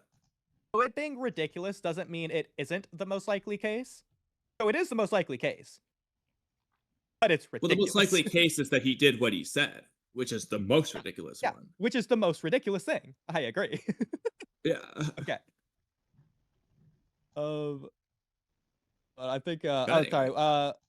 Did you want to say your thing on the weights? I think we're done now. Oh yeah. As for the weights, Tamari is omnipotent because Lee tried to kick her and he literally is kicking her with the weights on, and the weights hit the fan and she blocked that shit and said no. Well, that's Tamari upscale. Yeah, she's universal, sorry. Yeah. Oh yeah, who knows how heavy that fan is? Yeah, maybe it'd be heavier. We haven't talked about Tamari's arms yet, don't you worry. Yeah, No we never wonder saw she could blow the Tamari drop universe her fan away. from on top of that pedestal. Yeah, her Bro, like she has raw durability better than Kakashi. Like she would stand Lee's kick and the weights on top of it. Like that's crazy. Yeah. And her fan didn't even dent. It didn't even cause a dent. And she made fun of his kick for being weak. Yeah. The funniest answer is Tamari's fan is the weight of 3 moons. Yeah, it's universal. I mean, then just makes her statement of blowing the universe away. Stated in the data book, she's universal. So yeah, the fans just built different. Yeah. Built different. Yeah. The realistic thing is Kishimoto probably just didn't even write the weights of the concept yet when he did that scene and came up with that later. I mean, it's very soon after that Lee drops the weight, so I don't know. But at the same time, it's a gag moment, so I could see him just coming up with that, like in that chapter. Exactly. It's that like a thing, and then he's like, "Oh, I'm gonna make this ridiculous," and then, it's like never really addressed ever again after that, So yeah. All right, let's see what I'm supposed to read here. Okay, so Conway, what do you think about this? Okay, yeah, okay. So Jay, are you aware that Sasuke is only as fast as Lee's average speed, not his top speed? This is Sasuke's top speed, because you already agreed that his movement speed during Chidori is the same as the speed he was using before. So we've already agreed it's his top speed. As Guy mentions that this taijutsu training was to get Sasuke to the level of speed required for Chidori. We already agreed that's the same speed. And he's never been described to have an even faster speed than that. We already agreed. What's this X? So let's see what the example. Okay, this is what you're talking about. So example. Choji couldn't track Lee's speed, but is just sitting there smiling but not shocked watching Sasuke fight. Well, and then we have our dialogue here. He's quick. He's almost as fast as Lee's average speed. Yeah. So this is the argument, really. with the rest of I this don't think continued every elaboration. strike and every type of attack is equal in speed. They all vary. At this point in time, when Guy makes his statement, he just happens to be punching Gar on the face, and that's when uh, Guy states this. I But do Sasuke think never gets a statement of being faster than that at any point. Well, I And will you say it's agreed not with just it. this. There's also the because it's the The top other, speed as well. We have that, I think. Yeah, because not his top speed. yeah, We're well, we writing have that for a reason. we worded it in a certain way. It was like his ramp up speed, whatever the get Because yeah, fired up average speed, speed is whatever the stated wording here. was. It's probably going to Is it be there? down here. I don't know where it is We exactly. should have images with it. Oh, I'll look It at the might same just be time. this next one. I figured we would have it in order, but maybe it's I couldn't do that. I don't know. Maybe we It's part just of the is that they're not in order. Oh wait, hold on. Okay, Let's we see, is have this stuff. a Oh yeah, I wrote. Okay, I wrote the chapters. I think is what that is. Where I okay, wrote okay. chapters 82 to 85. I think that's referencing for where we need to look to find the other images. Well, this might be a think. different argument, but either way, well, No, this okay, was this is all average speed. related. Okay, yeah. So go It's ahead all and read related to it. the same thing. It's Yeah, substantiating what guys said yeah, here. So let me just go up and pull up these chapters and then okay. see Because I just what I didn't want need to to start confirm. some other random argument. I wanted to make sure we stayed No, on this it's all one. related. It's just gonna require us to. As you can tell, we really prepared, guys. It's gonna require us to go to the chapters and take images, I guess. Okay, Kabui says that as if we did a little bit. No, it is real. Like we did actually prepare a lot. You can see how much is Okay, written here yeah. for this So we explicit both debate. prepared and are not prepared at the same time. The There is walkie-talkie a walkie-talkie paradox. as you can see. Anyways, I guess Jay, if you wanted to at least address it while Kamui's pulling it up. So Sasuke is only as fast as Lee's average speed, not his top speed. what would his top speed be? His fifth gates, or you mean like his top weightless speed? No, his top base speed is what we're referring to. Kamui's getting it right now. Yeah, it's gotta find The where he ellabration. says. But if you want to like say words before we elaborate, you agree, disagree, Hmm. if you have your own interpretation. Let's see here. Okay, I found what I needed.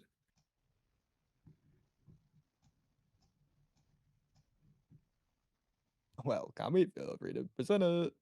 Well, I Or guess okay. Jay, I'm gonna have to you want to say your go thing? back a chapter. I'll have to take a bunch of pages of images then, I guess.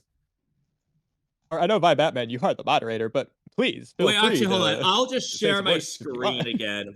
I'll start Okay. sharing my screen when the time comes, just to make that easier. Because we're gonna have to go through. You can still keep your screen up, Booty. Well, it's a little That's late it. now, Kamui.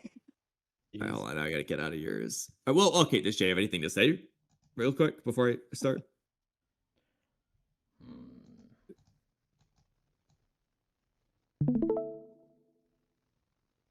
Jay. Trying to Yes. see Okay.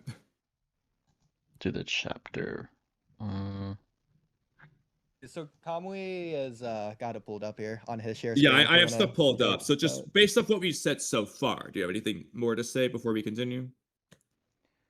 I would say that I guess the best argument would be that Guy is referencing the movement that's being executed at this point in time, which is a punch.